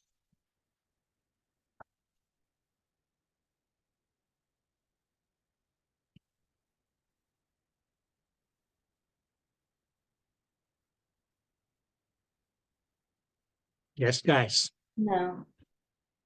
Nobody have any questions? Not yet. Not yet. So is this still PCT clear? Yeah. What about the resolution?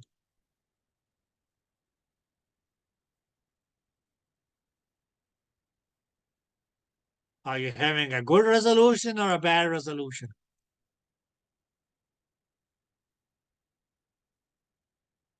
Good. Good. Okay. Which resolution is good? Axial. Axial? Okay.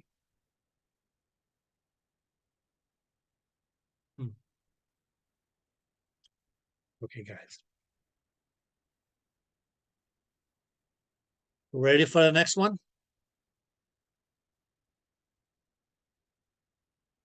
Good. So what was our next chart on aliasing? Reducing the transducer's frequency. Or we can say, okay, using a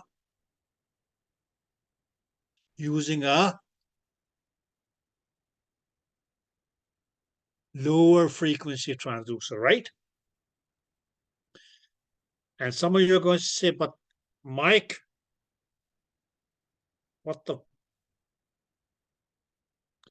how does that make sense? So let's just put it this way. Reducing the transducer's frequency. Now, first of all, it's okay, where does this come in? Now, just remember, yes, okay, our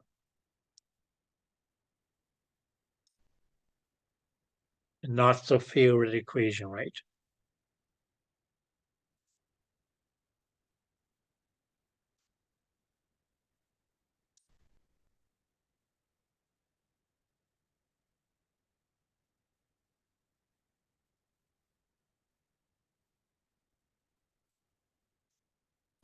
And what was it?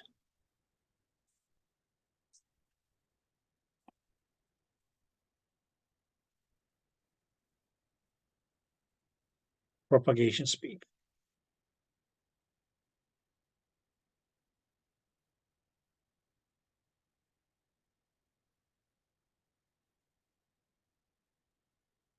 And the equation was 2 multiplied by velocity of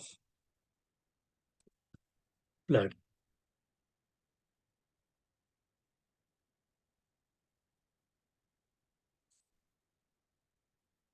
Multiplied by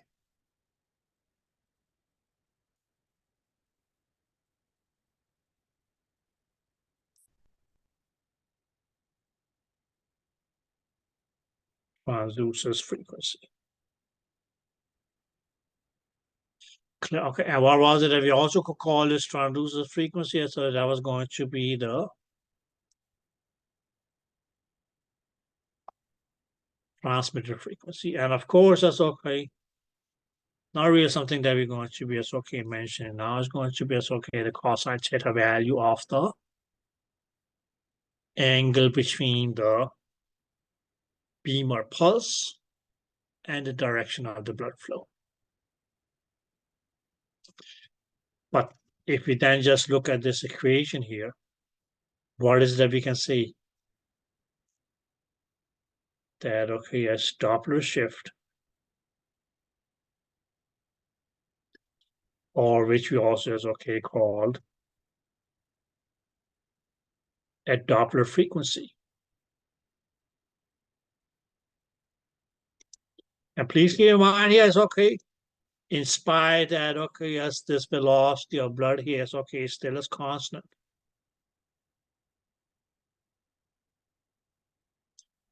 But that is mainly as okay, still going to be as okay, directly proportional to your transducer's frequency.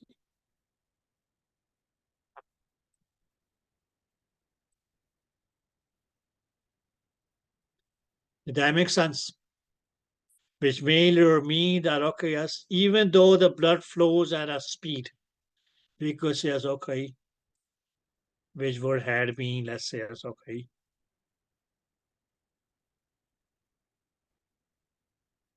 200 centimeters per second, for instance.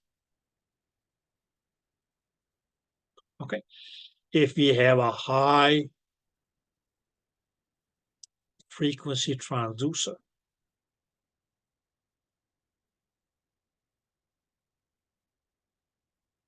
that will give us a higher Doppler shift. Where, okay, yes, on the other hand, it's okay. If we do as, okay, it would be a taught on aliasing to reduce the Doppler shift or the transducer's frequency, will reduce the Doppler shift. And that Doppler shift or lower Doppler shift or Doppler frequency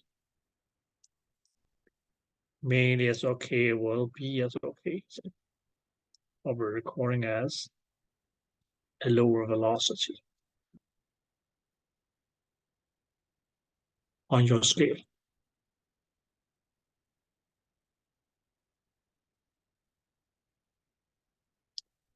Did that make sense? And okay, as enough if on our scale is okay,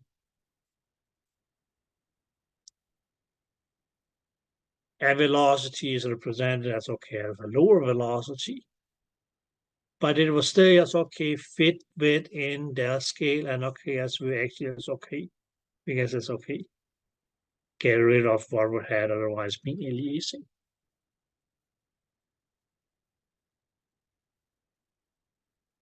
Okay, so greater Doppler shift, the greater your Doppler shift, you can mean it's okay, just put it that way, that okay, yes. Great Doppler shift. Mainly is okay, will be as okay, yeah. Greater velocity. And the greater the velocity is going to be recorded as okay, greater likelihood of aliasing. How do we get this greater Doppler shift? Is okay, mainly is okay by a greater transducer's frequency versus the other way. If we say it's okay, a lower Doppler, when we say a lower Doppler shift, now how do we get that? In this case, it's okay by using a lower transducer's frequency, or frequency with a lower transducer.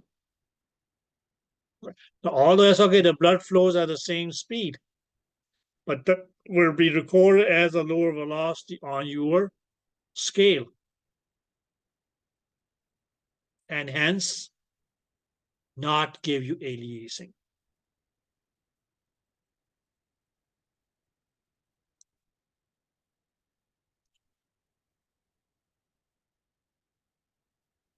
Did that make sense?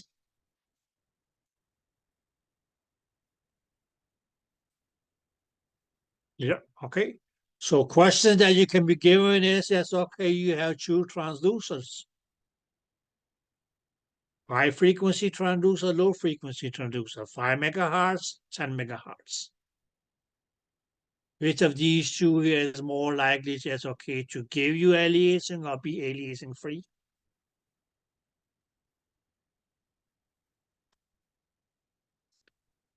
Did you guys get that?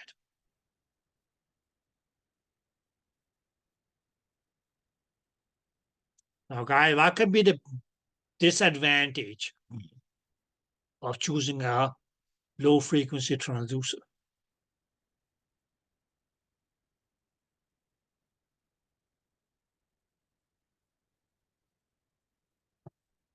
Reduced image quality. How many? Your image won't have as good resolution, good quality. Okay, which resolution are you talking about, my Axial. dear? Exit. Because your spatial pulse length will increase due to the increasing wavelength. Right, okay?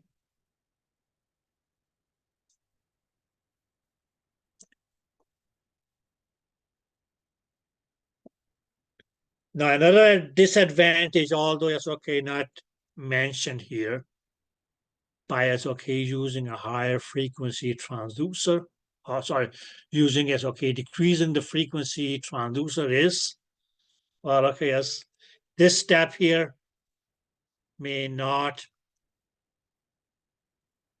be ideal for color Doppler.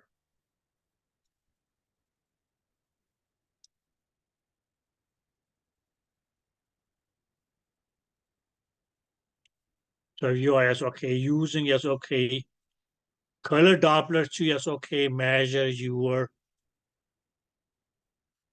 what the blue we call it, a color Doppler mode to measure your record your Doppler. This step here may not be the ideal step to try to SOK get rid of the aliasing.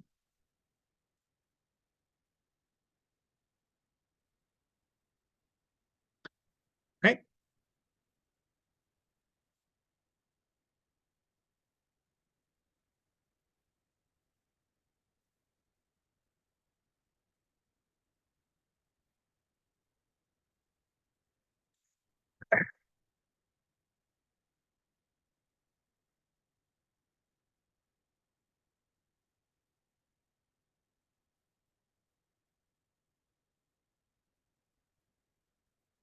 Now, does anybody want to say something?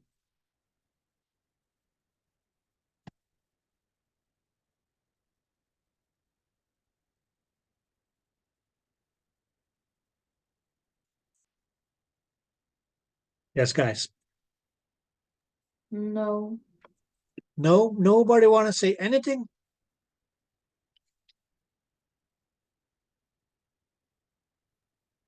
Is it windy near you? Pump it up. Is it windy near you? Windy. The closest windy we have is 3 miles away.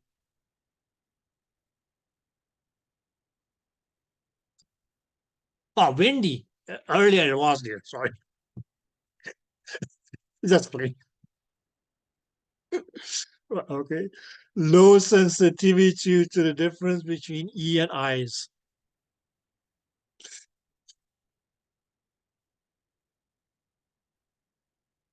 It looks like, yes, okay, it's windy where you guys are sitting.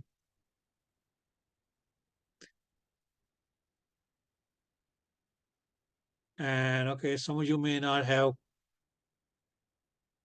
closed the windows and you rescued yourself by wearing, okay, as a big heavy coat or jacket or what you call it.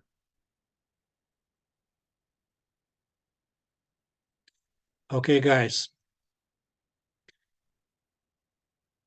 Good. So are we still good? So how is aliasing? Who's getting rid of their nicknames now?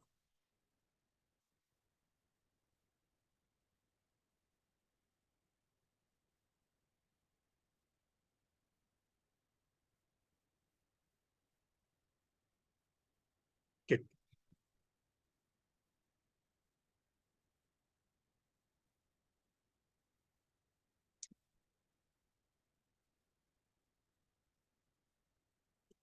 Now, guys,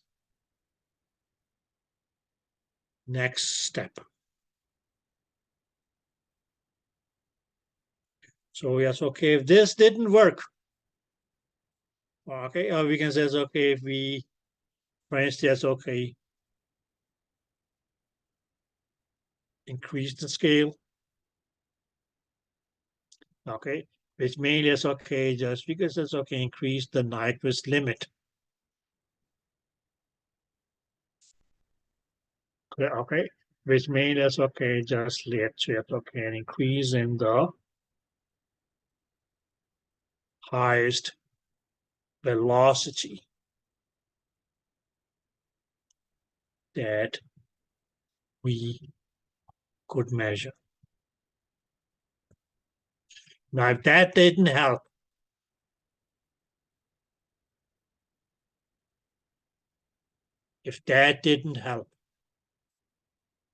to just okay, get rid of aliasing, we can still say, okay, we could have another step, which was make a baseline shift.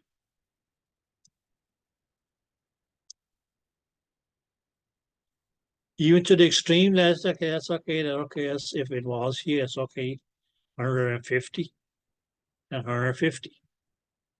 We can make it, okay, make a baseline shift that is so extreme that, okay, yes, our baseline gets here, and this becomes 300. Or we made a baseline that was such extreme that we actually brought it all the way down here, and this would be 300. But God forbid that doesn't help us to get rid of the aliasing. We could use a transducer with a lower frequency.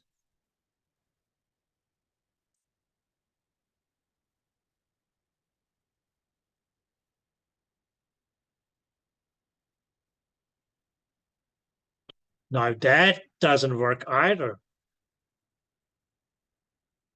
then we may actually try to we can just move to a shallow view of depth.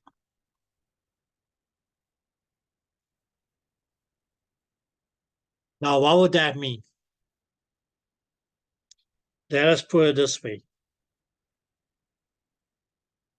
Anatomically.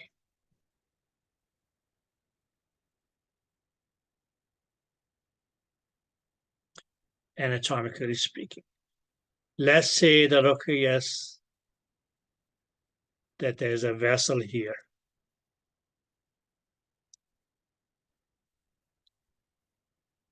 That we want to scan. Clear? Okay. Let's put it this way that, now this is the patient's body. Let's say that at this point, until now, we have been trying to, scan it by, having the transducer here. Okay, just to give you guys, as an idea what I'm talking about, let's just say that, at this distance here, for instance, was, let's say it's 7 centimeters.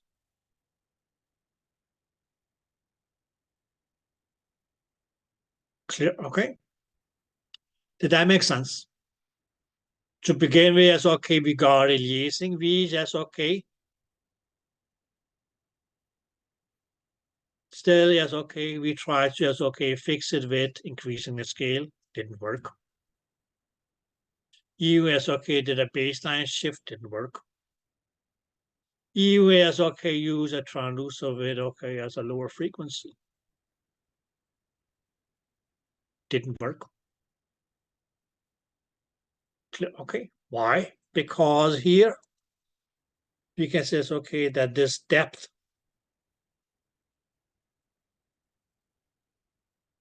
let's say it's okay, the blood vessel here is too high. That we mean is okay, how to is okay, keep our image minimum is okay. Let's say it's okay. Let's say okay that to this point here is okay. It's let's say it's okay, 8 centimeters. So we have to keep the image at least at 8 centimeters. Not just that, but right, okay, I even say it's okay that okay as our sample window is going to be as okay all the way down here. Because this is where it's okay that this blood vessel here is okay, will be running.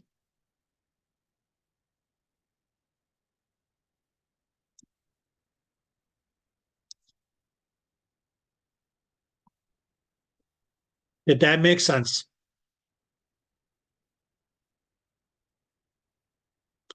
Right, okay, so what is it we will have in this instance here? It's okay. Yes, guys. What we will have here? We will have a great PRP, right?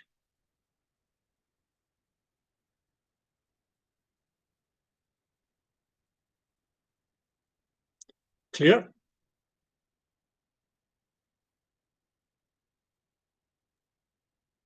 Yeah. Good. And that great PRP mainly is okay, we just mean that we will have an equally and inversely low PRF.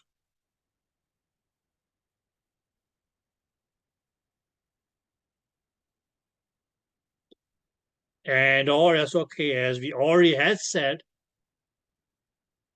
that this low PRF here is okay, is going to give us okay as a lower sampling rate.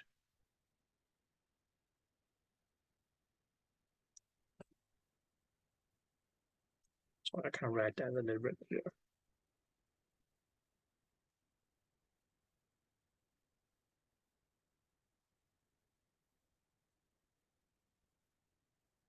Yeah, okay. Which mainly as okay is going to be more likely that this sampling rate here is going to be lesser than, let's say, okay, if we had a rate of velocity in the blood.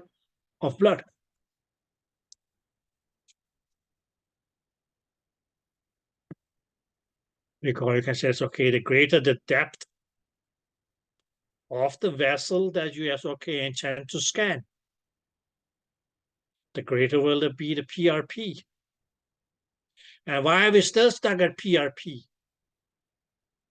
Because this is all just okay, pulsed wave Doppler.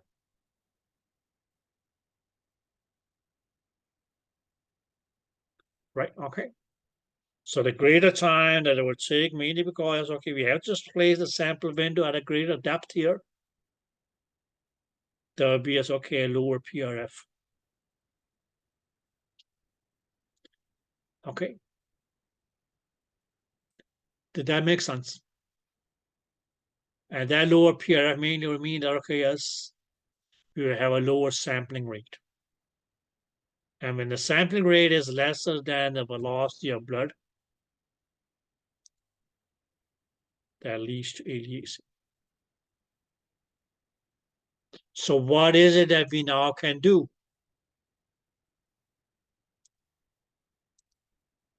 You can move. Okay, and this mainly is okay where you actually is okay may have to physically move your transducer to another area. Clear? Okay, so we can mainly say, okay, if you for instance, okay, in this case, is okay, we're scanning from the side.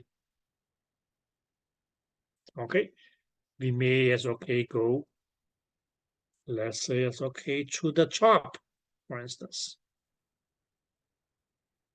About physically as okay, move your transducer to this point here. Because that's okay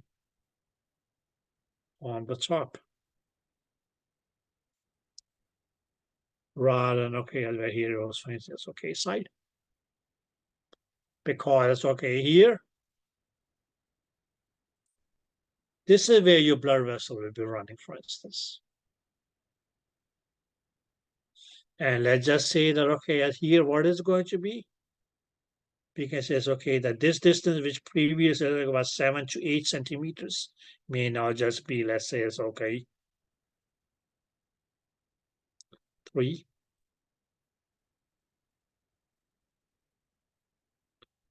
to 4 centimeters.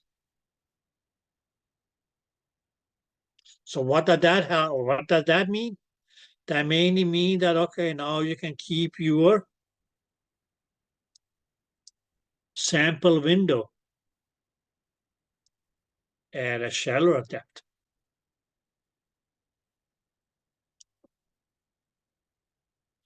Did you guys get that?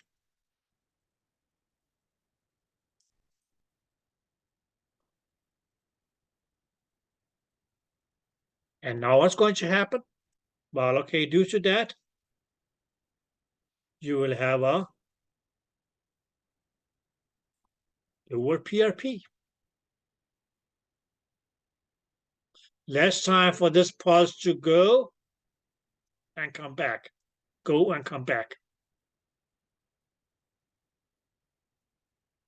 And due to that lower PRP, that's okay, you will have an equally or lower or higher, higher,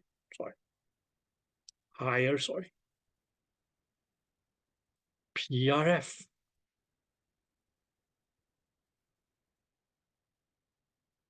Needed. And you will end up with, okay, as a greater sample rate. And in that way, as okay, you can say, okay, there may as okay be a greater chance now that your sample rate or sampling rate is greater than the velocity of blood. Or even if it's not greater than, even if it's just equal to, you will still be able to just okay count or just okay follow the velocity of blood before, without it being just okay running too fast for you, and you have no aliasing, or we can say it's okay, we got rid of the aliasing.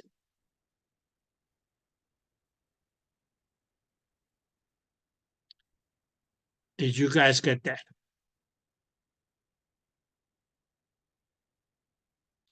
Or just let us look at it this way, guys.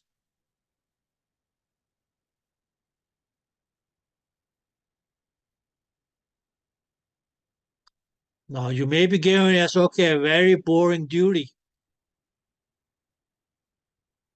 And that is going to be as okay, count the numbers of cars running on the street.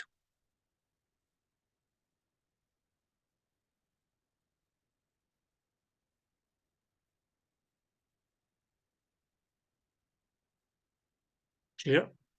Okay. So you are standing at a point. Now your counting speed is going to be the sampling rate. Now if your counting goes like this, 1, 2, 3, 4, just like okay, yes, because it's okay, one pulse could only be sent out once the first pulse had returned. That's when you have okay, yes, you count slowly. And let's say it's okay that the cars move. Zoom, zoom, zoom, zoom, zoom. What's going to happen between 1 and 2? You counting 1 to 2. 4 or 5 cars might already have been past you because you're too slow on your counter, right?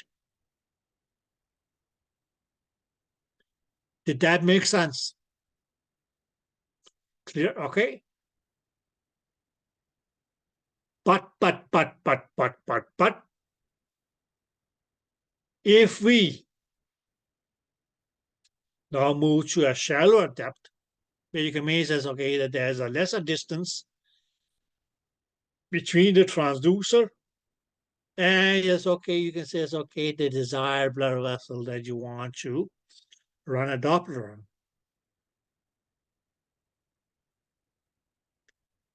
You can keep your sample window at a shallower depth. And what was it that that sampler window was? Tell me, yes, okay, just the distance to which the pulse will return, record a sample, and bring it back. Okay? Okay. So you can mainly say, okay, now be you standing on that street. I mean, it's okay, send out a pulse. When if I come back, then you send out the next one.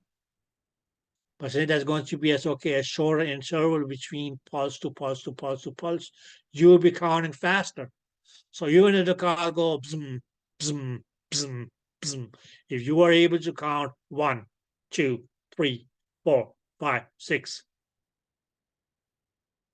that your counting speed was as fast as okay as the cars were moving. You won't be missing any, right? Because your counter speed was equal to, or maybe even greater than, the speed at which the car was running.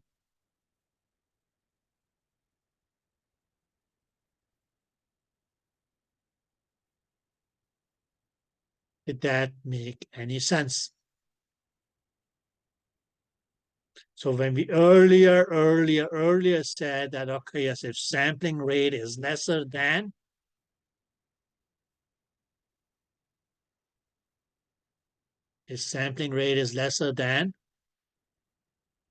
velocity of blood, aliasing is a must.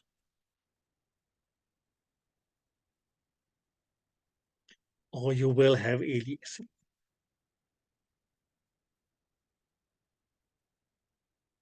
Okay, so in this case, yes, okay, you can actually, it's okay.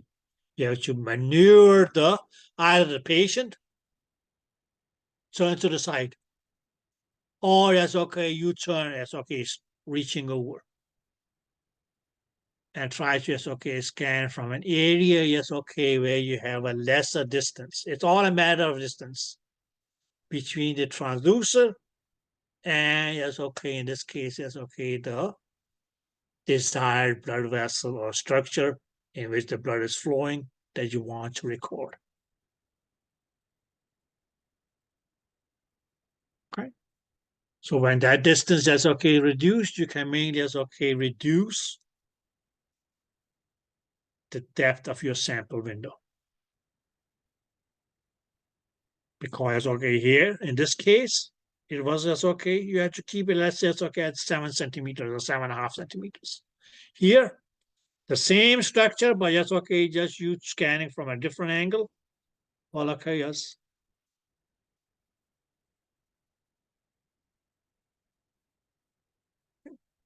You come in, it's okay, well, okay, it would be good enough to just okay, just have a depth of 4 centimeters, for instance.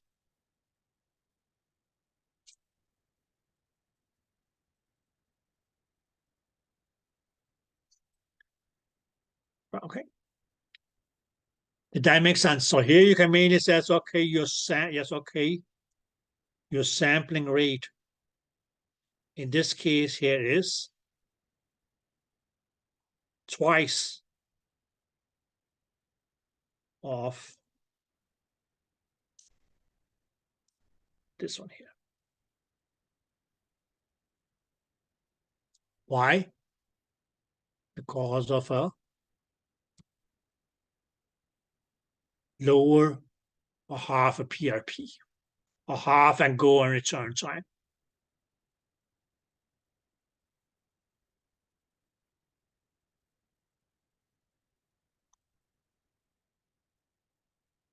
Did you guys get that? So guys, what is an important chapter? 4. You see 4 is okay, came back and bit you in the, again in chapter 7.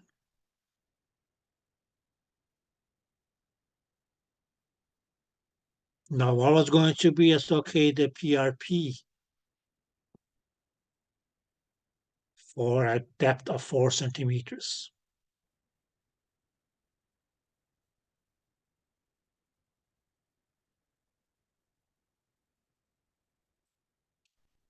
What is going to be the PRP for a depth of 4 centimeters?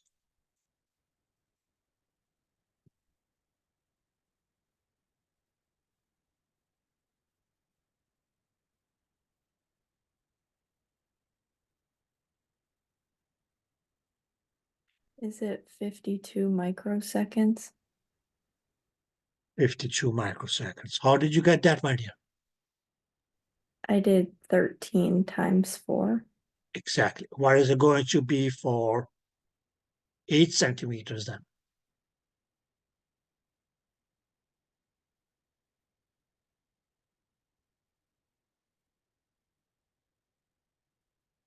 If it's 52 microseconds for 4 centimeters, what is going to be for 8 centimeters?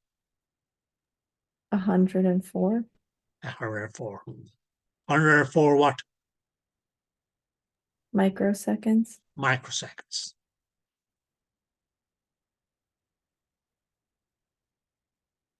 That makes sense. So when it's 104 microseconds, you have to wait 104 microseconds before counting from 1 to 2, 2 to 3, 3 to 4, 4 to 5.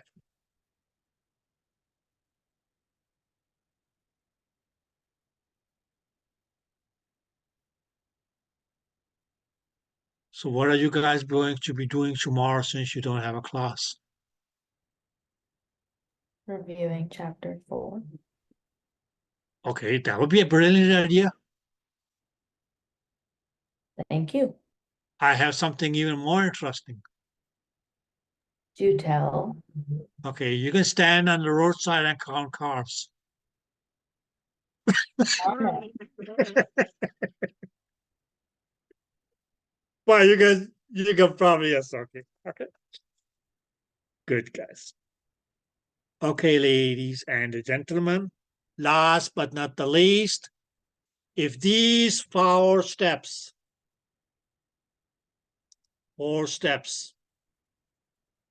mainly ideally speaking, yes, okay, they should be able to help you get rid of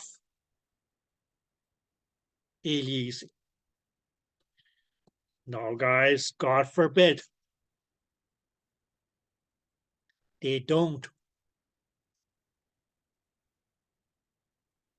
If these 4 steps here is okay, don't help you get rid of aliasing. The only option left is use continuous wave Doppler, sorry. These guys, we're not talking transducer, continuous wave Doppler.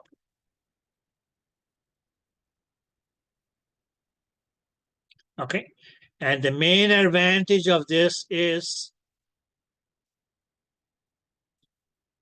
no aliasing. Why? Because aliasing only seen in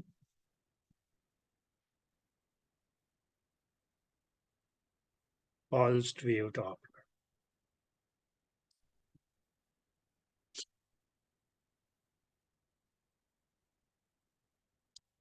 Did that make sense?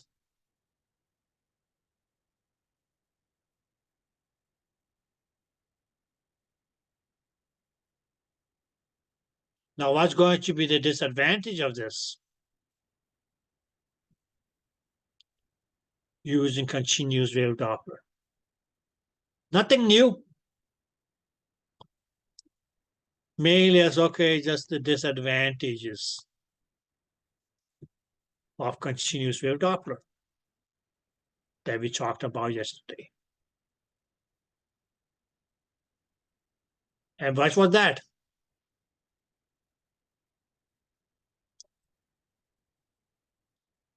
That range ambiguity artifact.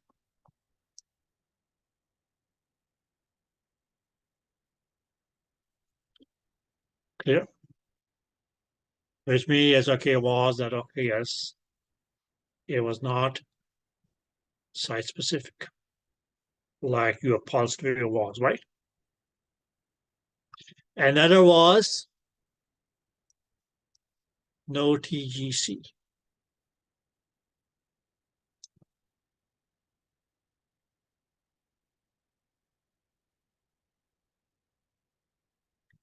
Which okay, I said very deep vessels. We can mean says okay that those deep vessels may falsely look like having a very, very low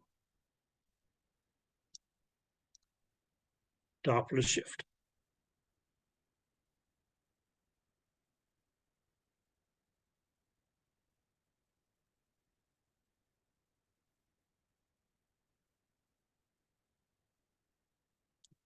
Okay. Primarily as okay, is okay, that may sound crazy, but as okay, due to as okay, a low intensity of the reflections produced by the moving blood cells.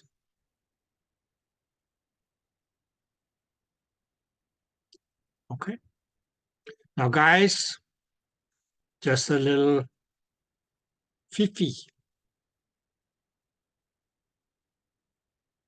In the arteries, you may not be able to physically see the blood moving.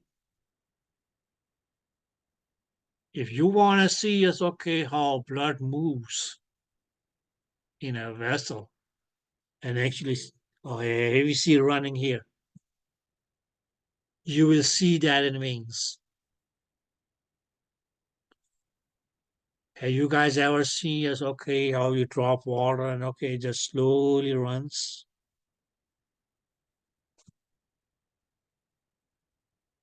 You may be able to just okay catch those kinds of movements in the veins.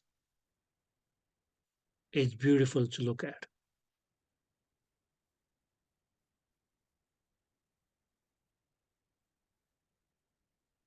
What else is it that you may catch in a vein?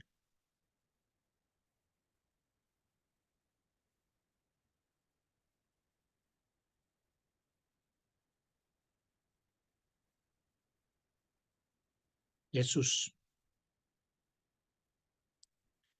What is it that veins have? Oops. They have valves. You have the valves. So probably not as big and robust as the valves in the heart. But you may see as okay, small speak going like this. Again, yes, another beauty.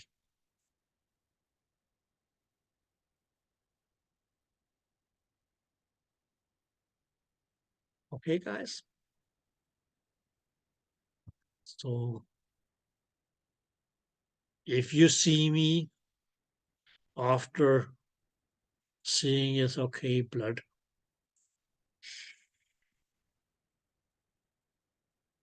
moving through the vein, let me know.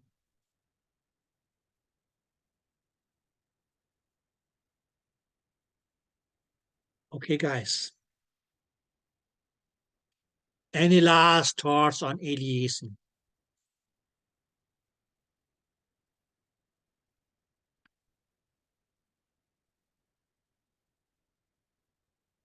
So how did it go?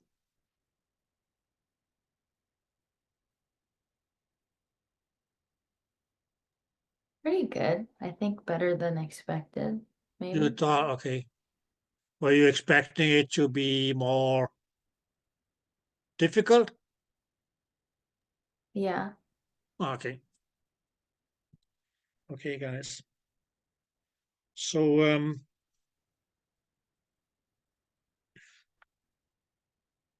okay. Now take your lunch break, guys. And when we come back, yes, okay, we may talk a bit about it's okay. Gray spectral Doppler or gray or spectral Doppler, let's put it this way. And color flow or color Doppler. Okay. Now, as you eat your lunch, what I may ask you guys to do is see if you can get some flashbacks from your childhood when you, if you ever have been, yes, okay, coloring in a color book. Okay? Oh, yes, okay. Now, Kristen, have you ever been doing cross stitching? Nope. You know what cross stitching is, right? No, actually. You don't know what cross stitching is. No, unless I'm thinking of something else. Okay. You get, okay, as a print of something, and you may as okay, the way that you may as okay, just stitch on that with different colors is by cross. So that is okay. Fabric is pretty much fabric. OMG. You can say, okay, they use strings of the fabric runs like this. And okay, yes, they may say, okay, yes, okay, here, fill this area up with blue, blue, blue, and you have, okay, as a blue string. And you go like this. Bring it in here, bring it down here. Then go back and then bring it up and like this. And that's all, yes, okay, you mean it's okay, just go and cross stitch across all these.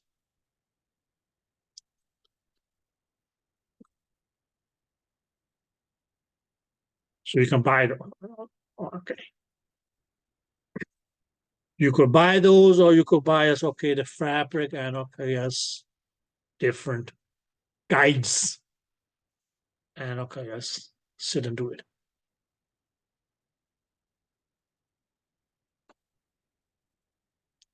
Okay, so would it be fair enough if I see you guys or demand that you guys be back at 1 o'clock? Okay, have fun with that.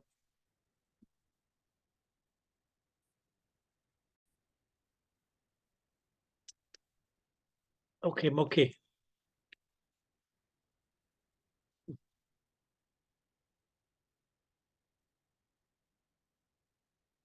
Any questions? No. No. Okay.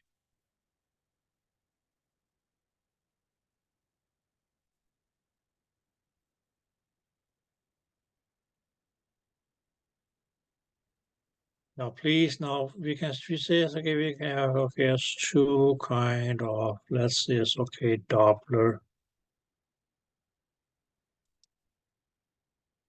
displays, if you want to put it that way. Okay. Now, one is going to be a spectral Doppler. Okay. Now, what do we have in a spectral Doppler?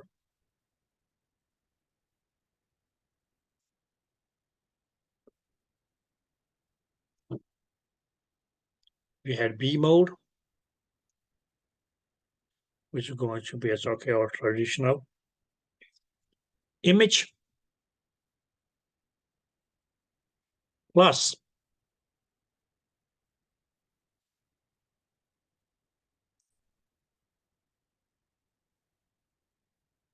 in that is okay, your Doppler is going to be as okay displayed along a spectrum. with bigger or smaller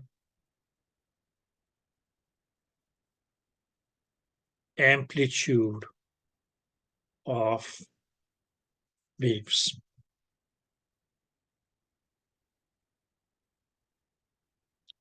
Clear?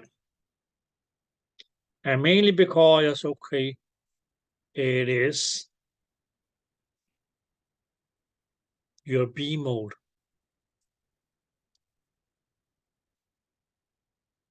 Added together with a spectrum. That's why it's okay. The spectral Doppler here also is okay. Could be known as spectral duplex. Clear? Okay. Duplex is okay, just like okay from a duplicate. Now our other kind of is okay because it's okay Doppler display is going to be as okay color Doppler.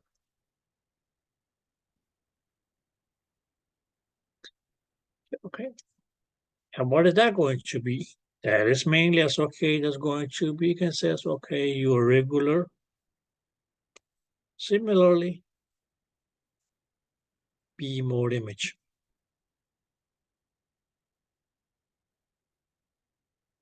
Yeah, okay. But this B mode image traditionally SOK would have been regularly SOK grayscale or gray image or brightness mode. But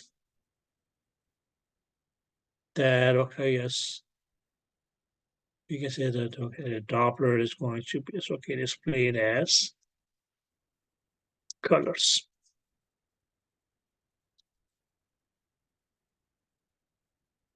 Okay, and these colors, my colors, yes, okay, are going to be okay taken from yes, okay, what we call a color map.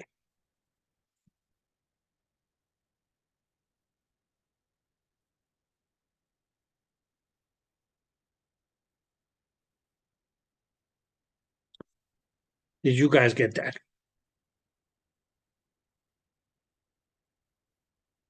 Yeah. No. Although it's okay, not written in the big black book. Well, if we said that we had the regular B mode image, which finds this okay might have been added or else okay superimposed by color.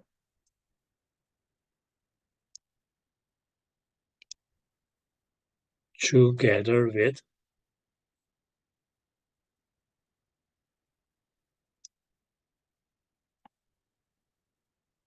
we can say it's okay, your spectral Doppler.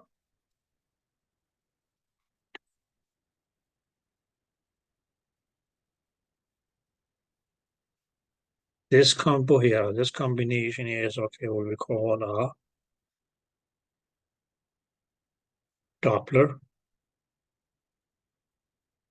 triplex. Okay. Now there is no real What is the T word? Does that say triplex or triplex? Triplex. With an I. Okay. Yeah, TRIPLEX.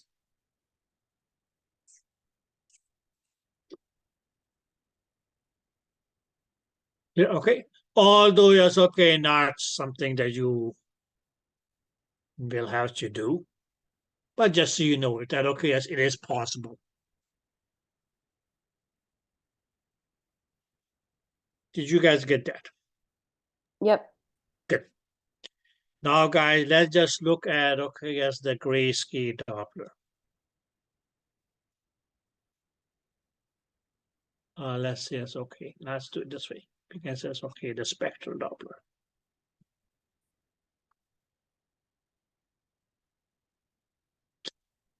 Now we can mainly as okay say as okay. There's going to be two things that are going to be as okay because that's okay displayed here. Okay. One thing is going to be as okay that we can say as okay the amplitude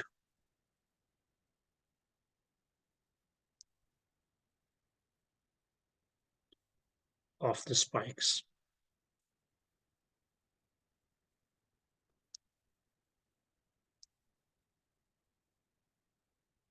Okay, mainly as okay is going to be, we can say as okay equal to or as okay directly proportional to the velocity of blood.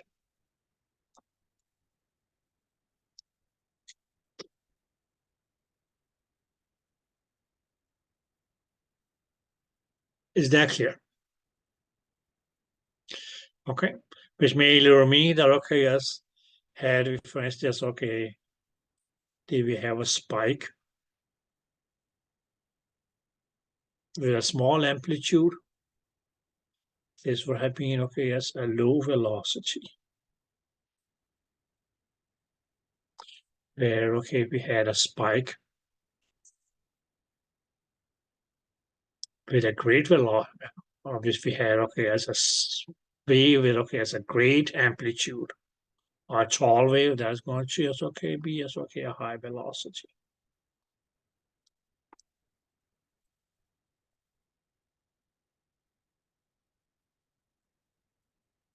Did you guys get that? Yes. Good. Now in this, okay. Now this low velocity wave here and or this big velocity wave here can be either bright to look at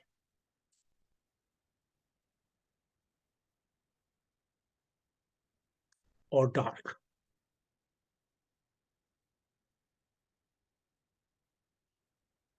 Did that make sense?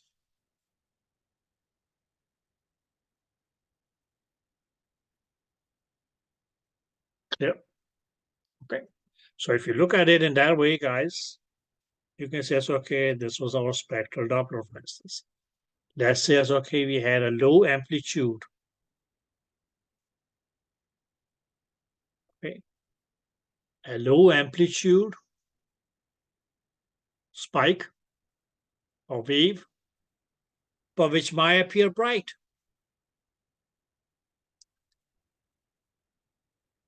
Or a similar, okay, low amplitude wave, which may appear dark.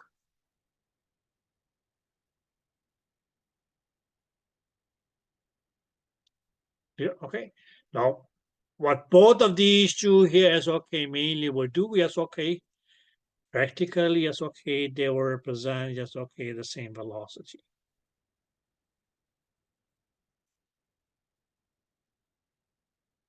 But the question may arise, okay, yes, why is one or why could one be, or what causes one? Yes, okay, why is it that this one here would have been bright, and or on the other end, this one here being bright or dark? So yes, okay, this brightness and darkness here mainly is going to be yes, okay, due to different Doppler gains.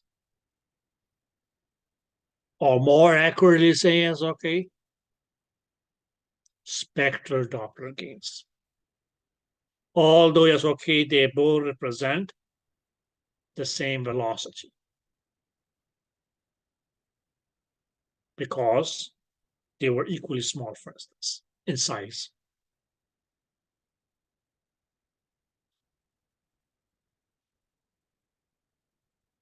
Did that make sense? Very mainly says, okay, the one that was appearing bright was mainly because of a great spectral Doppler gain.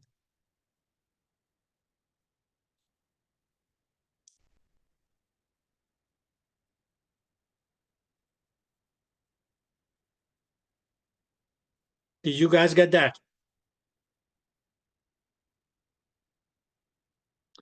Whereas on the other hand, the one that is okay may appear dark is mainly is okay due to a low spectral Doppler gain.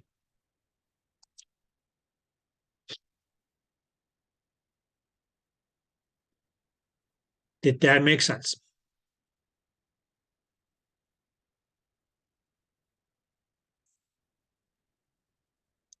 And if you look here,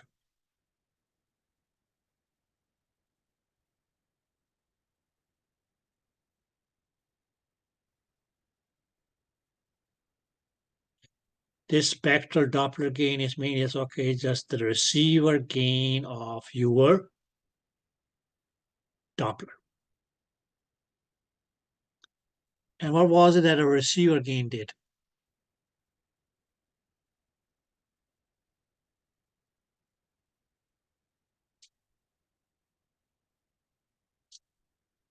What was it that a receiver gain did? Amplified the signals. Okay, and what was going to happen to the signals once they get amplified? Brighter. Brighten.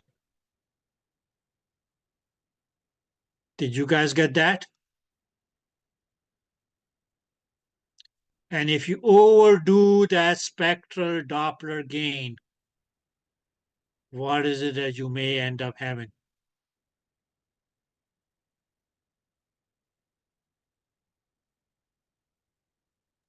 Too bright of an image.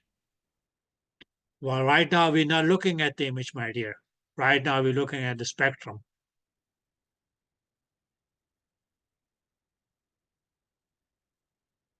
Too high of a spike. The spike is going to be the same size, my dear. We turn it bright, but we overdo brightness. What is going to happen next? Of the spectrum.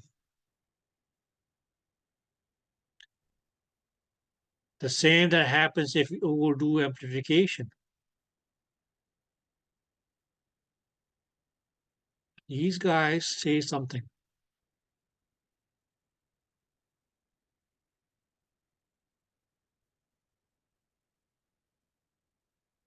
We're talking of the spectrum here.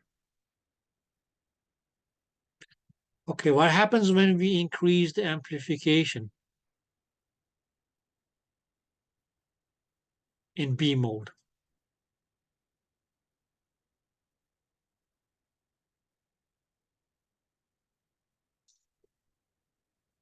What happens when we increase amplification of plane receiver gain in B mode? What happens to your image? It gets brighter. Okay. Good is good, but then too much good is Bad. bad. So what's going to be the bad effect then? Too bright. Nope. Something even worse than that. No image. No.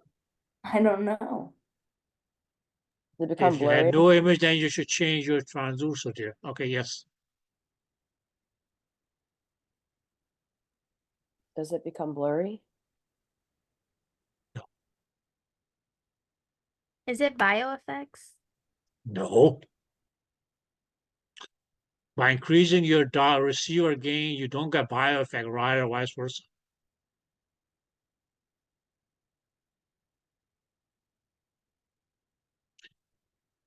Okay, guys, we need to party a little bit more often, okay? Oh, flicker. Huh? Flicker. No. We need to party a little bit more At a often. party. Because what happens when we Yeah. party? Flashing lights. Now, okay, we may make more noise, right?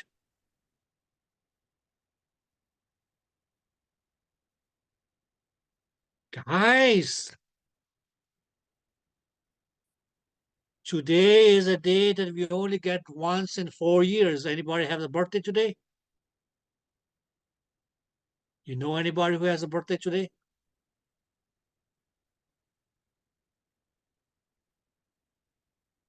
Okay, they may be in high school and still only be as okay 4 years old.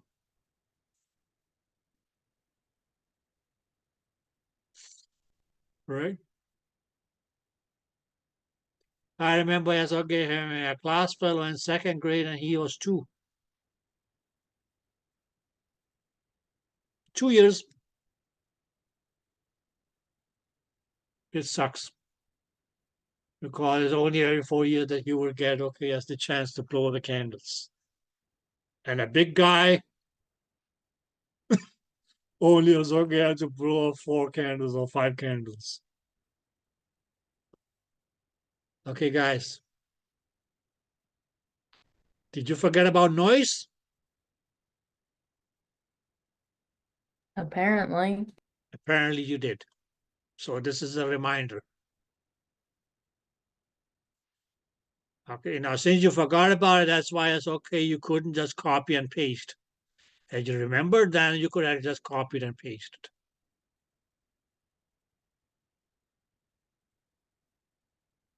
Did you guys get that? So yes, okay, increase, yes, okay, your power,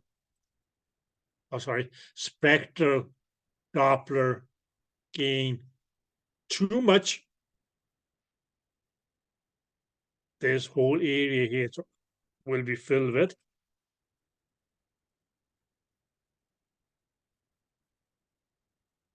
noise.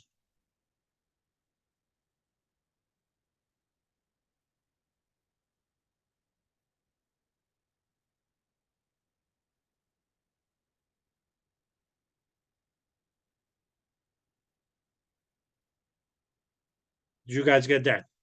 So likewise, guys, that's okay. You could have tall spikes as well.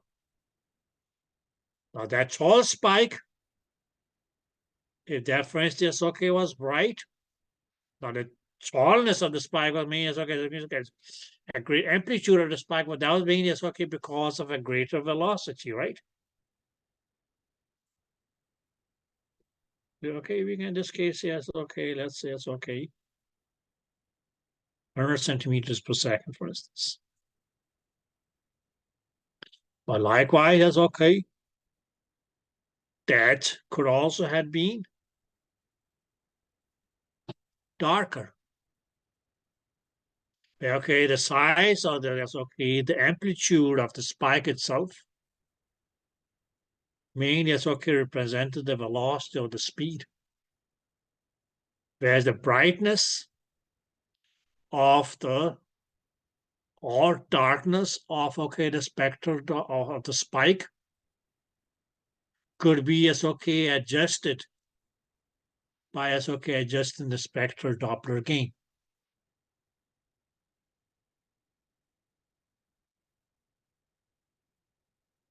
Did that make sense?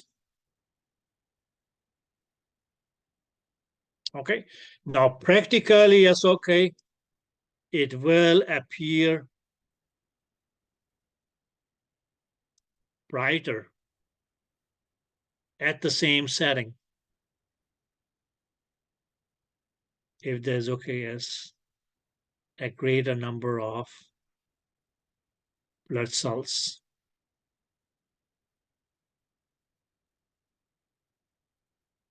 Or we can say that, let's do it this way. If there was a greater velocity.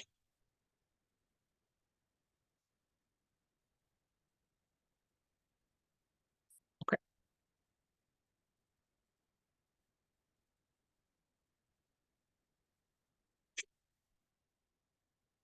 Now, guys, one thing that you guys would need to remember for your spectral Doppler.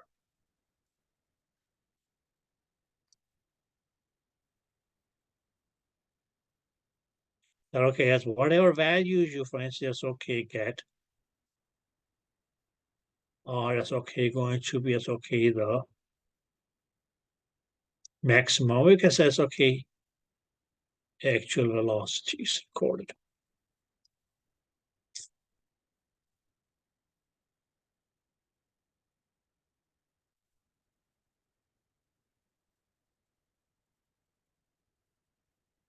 Okay. But how is it how your velocities will be represented? With graphs that occurs go something like this.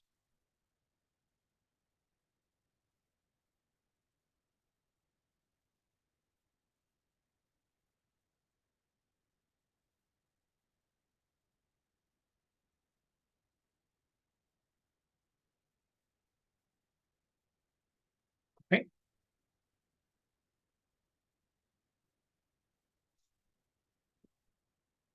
So do you guys have any questions?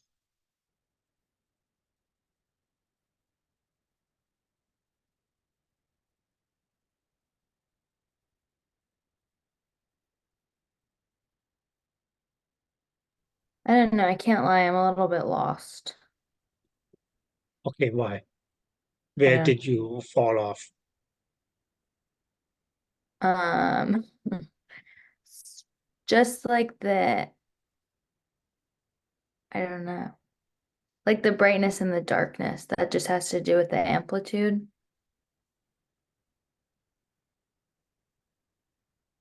Or the Doppler gain. Okay, listen dear. We can say it this way.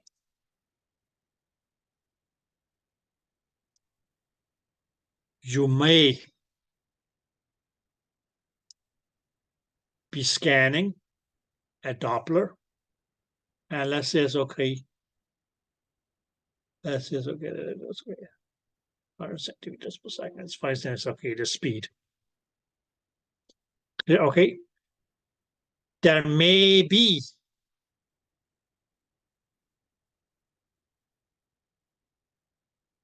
a recording of those speeds.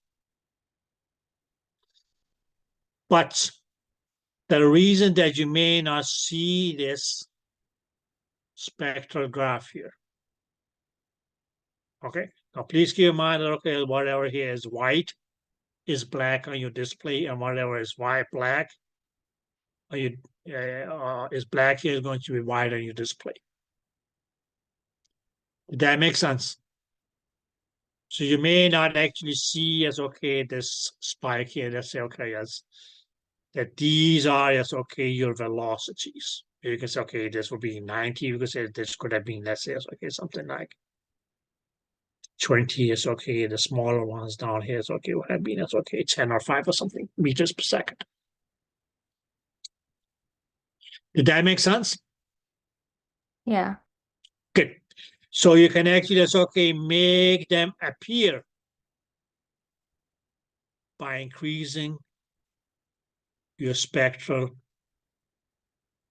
Doppler gain. Just like it's okay on a regular B mode image. You may see the outline, but you're okay, you don't really see as okay the reflections in here, right? Bright or darker, that's a whole different discussion. Okay. So how is it that you make them appear? By increasing, yes, okay, your receiver gain. So spectral Doppler gain is like the equivalent of receiver gain. Exactly. Now the question is, okay, where will you find that?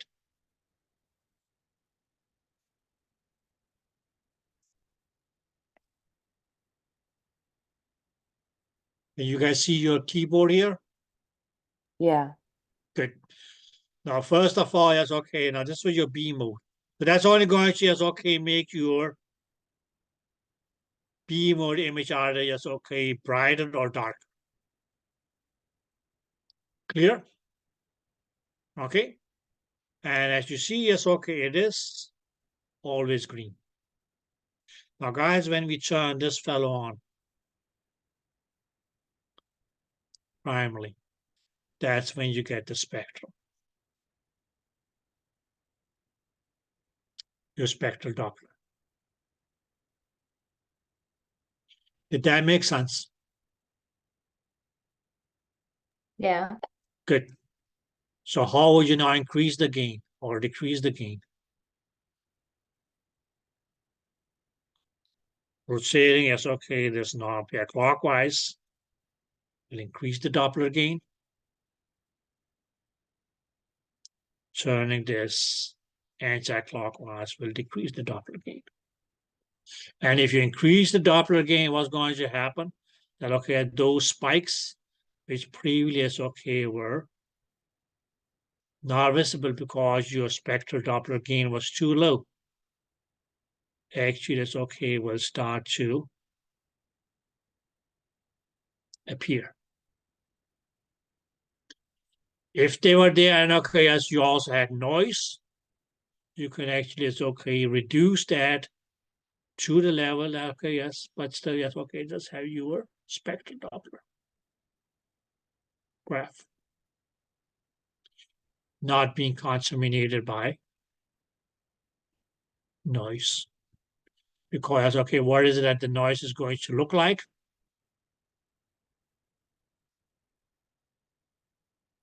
Your whole spectrum is going to, all the whole spectrum, please mind my words. The whole spectrum is going to, be, you can say contaminated by, what may appear like, small dots, and whatever your spectral gain was, it's going to be, hard to see than that. Just like, a noise contaminates your B mode image, right? Did that make sense?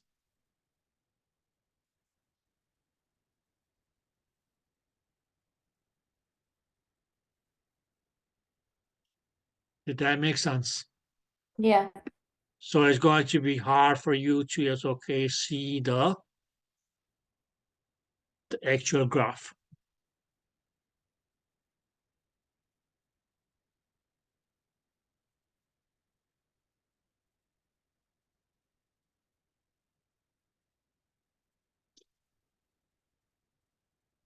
Any questions?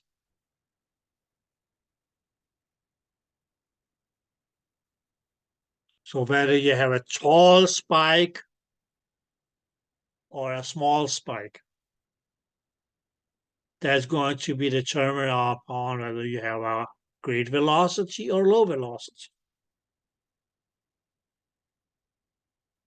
Clear? Okay. But a great spike may be hard to see, either because your spectral Doppler gain is too low. So that whole spectrum is going to appear like a blackboard. Just like a regular B mode image may appear too dark, as we call it. So how was it that we actually made those reflections that produced your B mode image to appear? We increase the receiver gain. Did that make sense? So the same can you do with your pulse wave mode. Because that's when you will have your spectral Doppler. That you can increase it. But increasing it too much is going to cause that whole spectrum is may be covered with what is similar to noise. A lot of small white dots that may actually camouflage most of your spikes representing the actual velocity.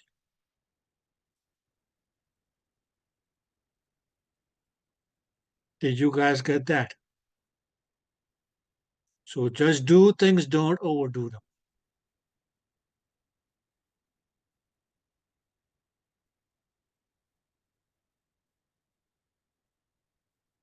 Okay. Do we need to pick somebody else up who got lost somewhere?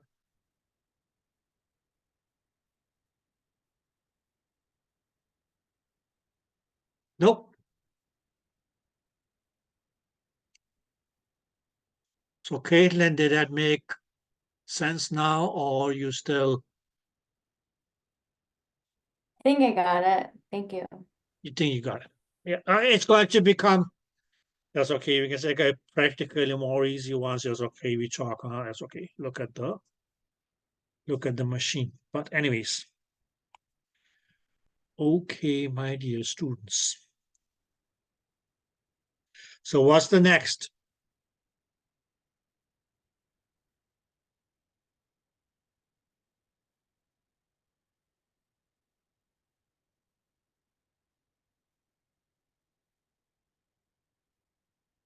Color Doppler, right? Okay, and what did we say that color Doppler was? Well, okay, yes, we had an image with some brighter and darker shades. We may see it's okay, that yes, okay, we have a blood vessel. To begin with, yes, okay, that blood vessel is going to, yes, okay, look pretty boring. Okay, now this was our plain B mode image. What we need to do is get the Doppler displayed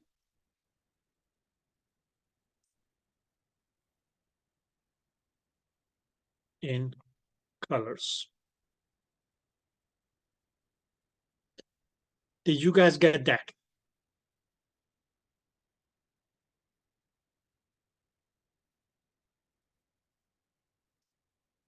Did you guys get that? Yep. Good. So question number 9, or question number, or the first question is, Scooby-Doo, what do we do?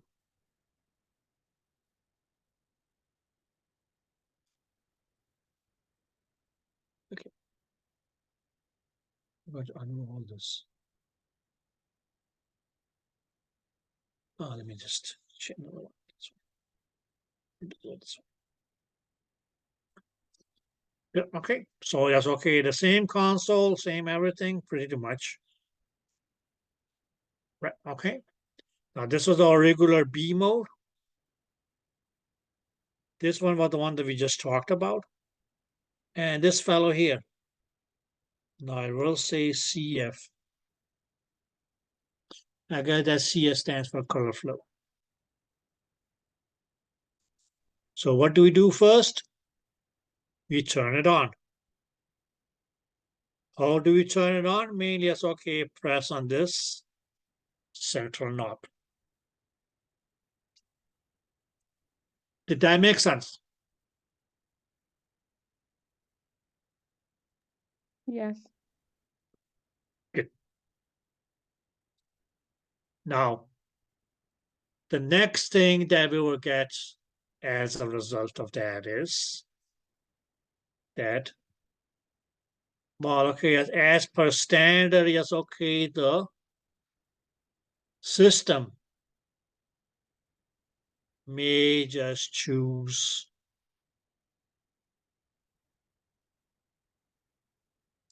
let's say it's okay, a standard color map.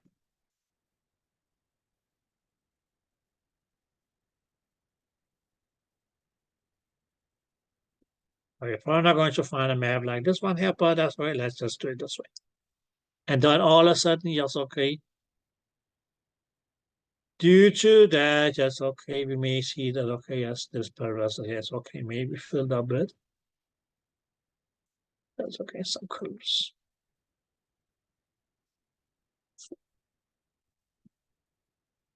Did that make sense?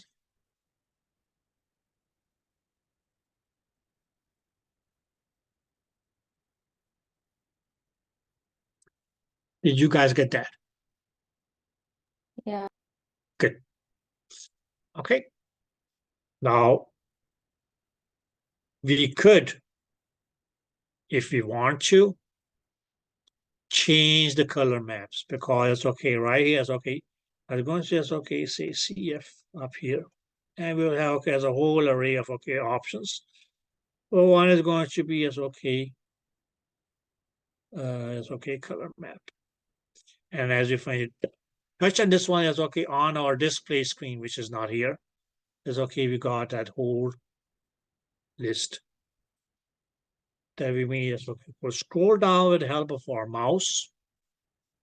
Whenever it's okay, we got to the right color map, we made a right click and okay, yes, it would then use that color map in our image.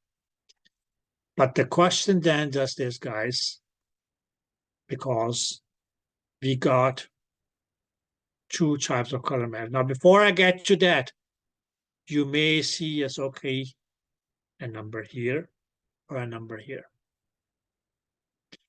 Okay, we can say it's okay. What's this? 40, 40. Okay.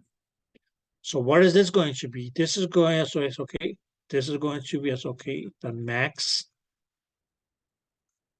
positive Doppler shift.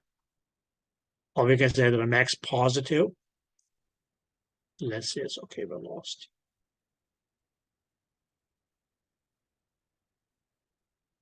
Or this is going to be as okay, the maximum negative velocity.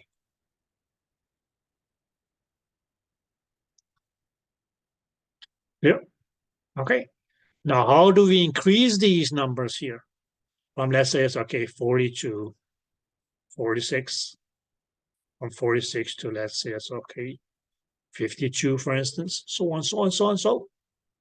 These numbers are increased by yes, okay, increasing your PRF.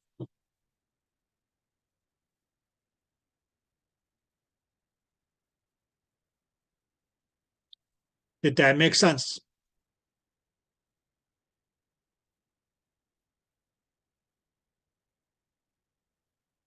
Yeah. Yeah. Okay. So the same thing here. Okay. What did we say that okay, that's what's going to be? Yes, okay, just it's okay, increasing the scale. Okay. But this was still going to be yes, okay, your baseline. Could you move this baseline up and down? Of course. Okay, you can move it up. And that means you're going to cause that you may less okay will have more and more and more negative. So, okay, so what may do happen is okay, when you move it up, this color may be omitted. This color may be omitted, and the only color that's left is this one here, because that's going to now appear here, for instance.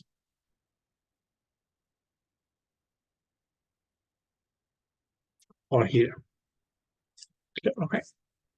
Now we don't only want that, for instance.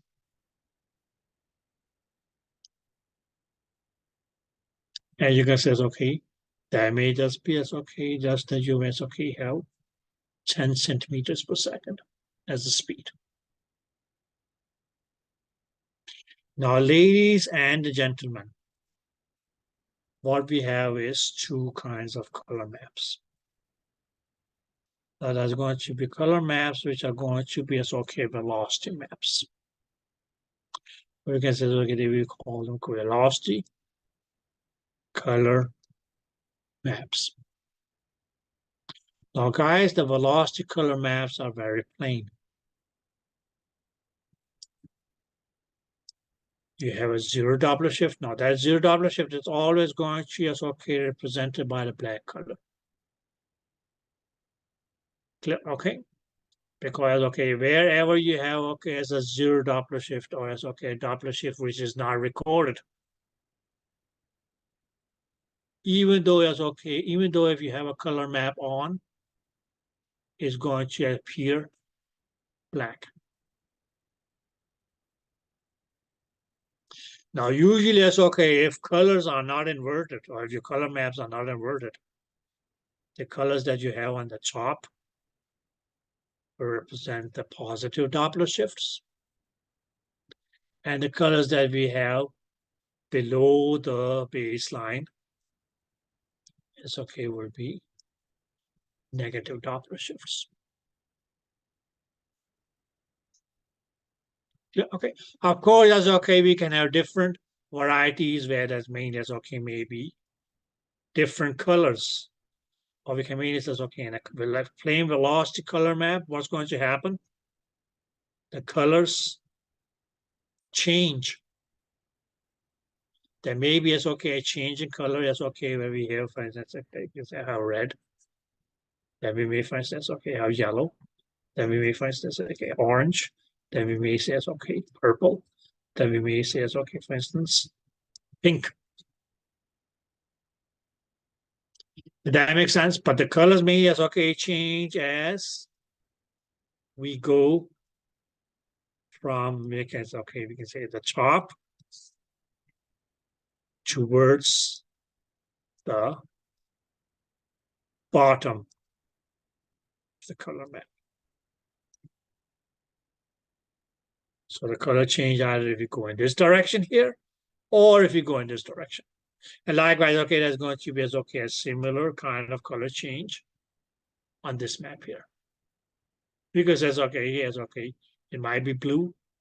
Here it could be as okay turquoise. Here it could be as okay, you name it, brown. Here it could be any color. Okay, yeah, okay. Well, as okay, the colors on a regular velocity color map mean it's okay, just change as we go from top to bottom. Or from bottom to top. Did that make sense?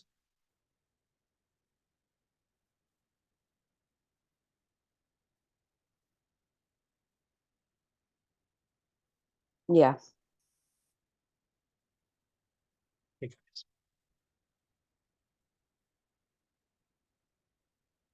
Just like we have here.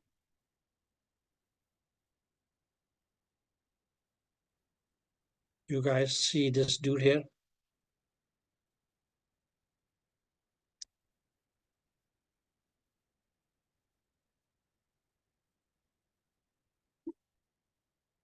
The one that says, okay, it's 53.59.3, 59.3.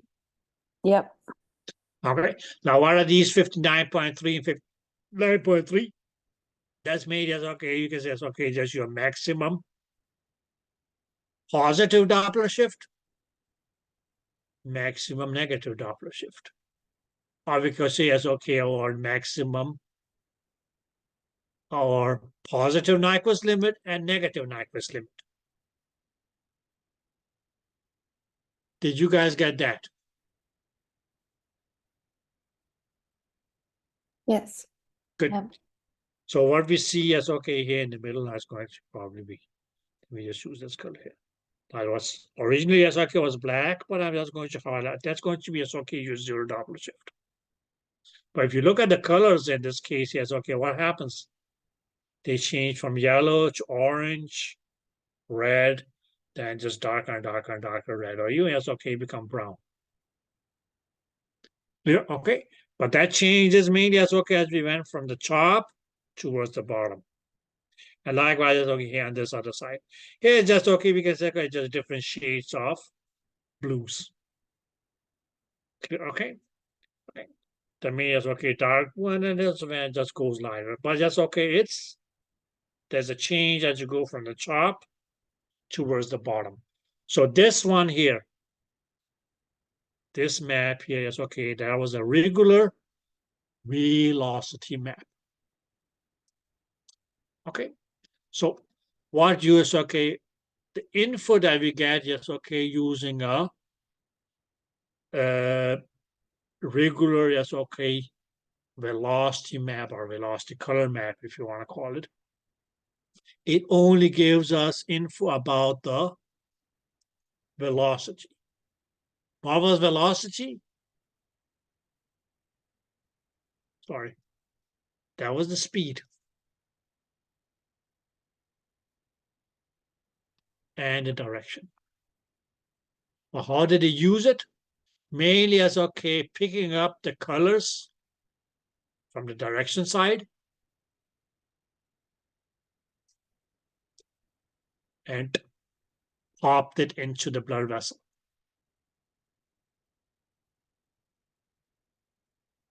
Okay, all dependent upon whether we had very low positive, higher positive, even more higher positive, more positive, so on, so on, so on, so on.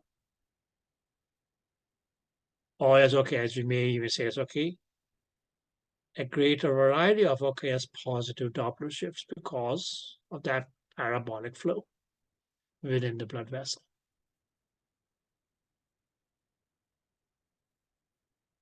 Okay.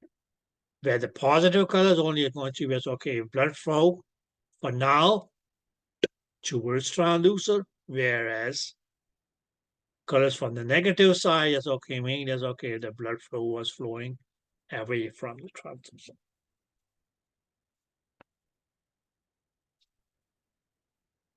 Did you guys get that?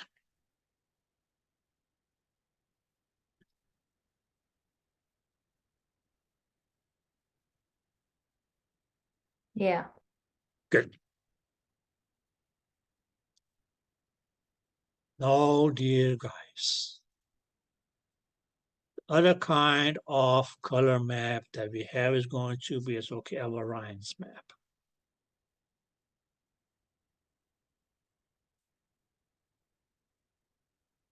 Now, there are many as okay, some similarities between this and a regular color map.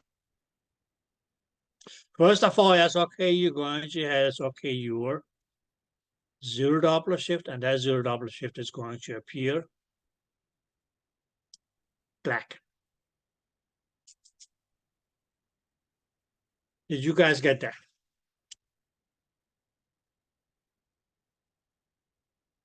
Yep. Good. Okay. In this color map here, just like okay, in a velocity map, yes, okay, you may have, we can say, okay, change of colors.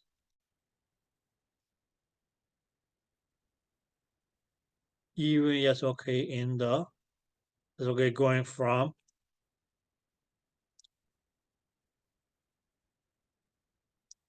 top to bottom.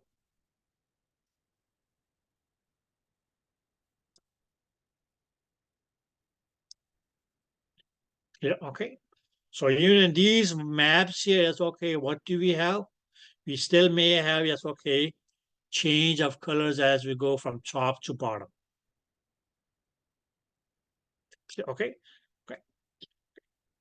What it also would give us, okay, yes, it would give us, okay, yes, info of where we have a positive Doppler shift and or a negative Doppler shift. So it may, yes, okay, gives us info about velocity, just like the regular velocity color maps, the one that we just talked about. Did you guys get that? Maybe that's okay, all depend upon that's okay, the change of color from top to bottom. But what is going to be as okay special about this map here is that we also have changing colors from, let's say it's okay, right to left.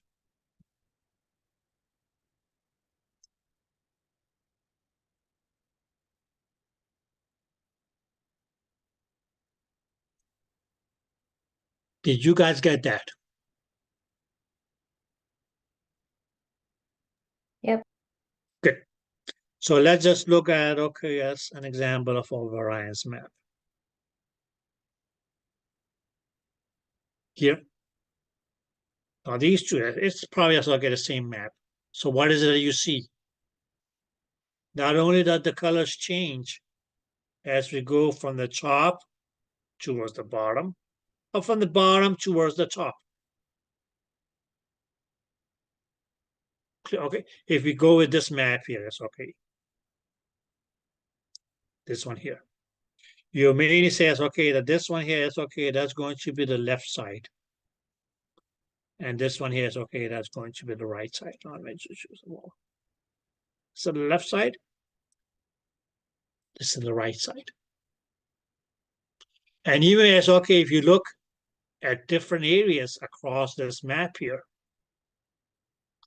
the colors is okay change from the right side, from the left side to right or left to right. Okay, here you have okay some very light pale green, yellow.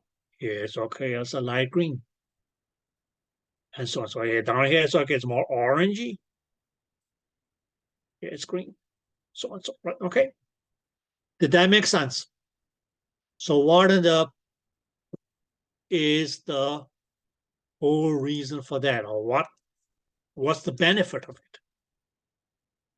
That this map here is okay, beside giving us info about just the velocity, it also is okay give.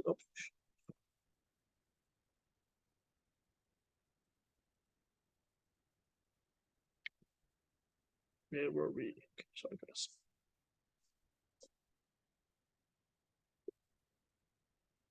It also gives us, we can say it's okay,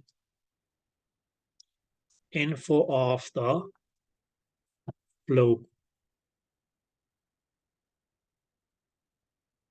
Now, which two flow patterns is it that is going to just okay differentiate between?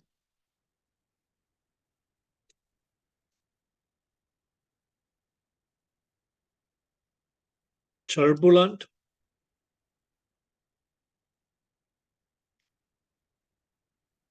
and laminar. So if you, for instance, see, yes, okay, the color on the left side of your variance map, positive or negative? Okay, what did that tell you? That you may have a positive or negative Doppler shift. And yes, okay, that the blood is flowing in a laminar pattern. Whereas if you see, yes, okay, the colors on the right side of your color map, they're on the positive or on the negative, what would that tell you? That you have a turbulent flow.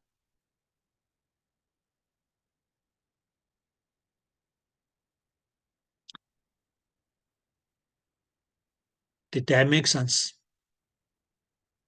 Now, what is a cheat? There's always a cheat. L for left, L for laminar.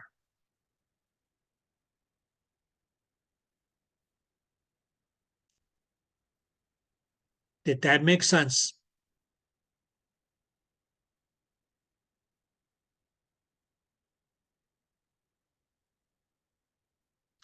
How do you spell the left? The word left. L-E-F-T, right? So it starts with an L. How do you spell laminar? L-A-M-I-N-A-R. So what did it start with? An L. So colors on the left-hand side, on your left side, when you look at the screen, is going to, yes, okay, if you see those colors in the blood vessel, what will I tell you? Positive, negative, and or laminar flow. Where, okay, yes, the colors on the right side of your color map or variance map, positive or negative, but yes, okay, what that will tell you is turbulent flow. Yeah, okay. So if we looked here, if you, for instance, okay, see this color your blood vessel. What would I tell you? You have a velocity of, okay, let's say it's okay, 70 centimeters per second, for instance. Okay. Positive Doppler shift and a turbulent flow. That had it been the same, yes, okay. This, for instance, okay. That would have been, yes, okay. Positive Doppler shift, but it's okay with a laminar flow. And again, it's okay.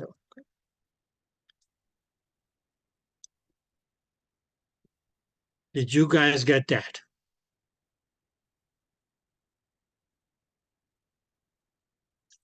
Okay.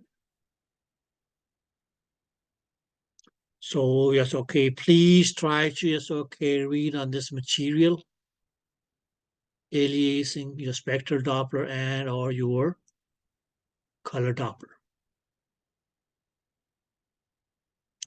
Okay. Anything else? Okay, dear students. Now, I gave you something to chew on for tomorrow and for the weekend. And if you still have any questions, that's okay. You're more welcome to, yes, okay, email me at any time, okay? Okay, now take care, stay safe, and God bless. Have a good weekend. Please, same to you. Bye. Bye-bye, dear.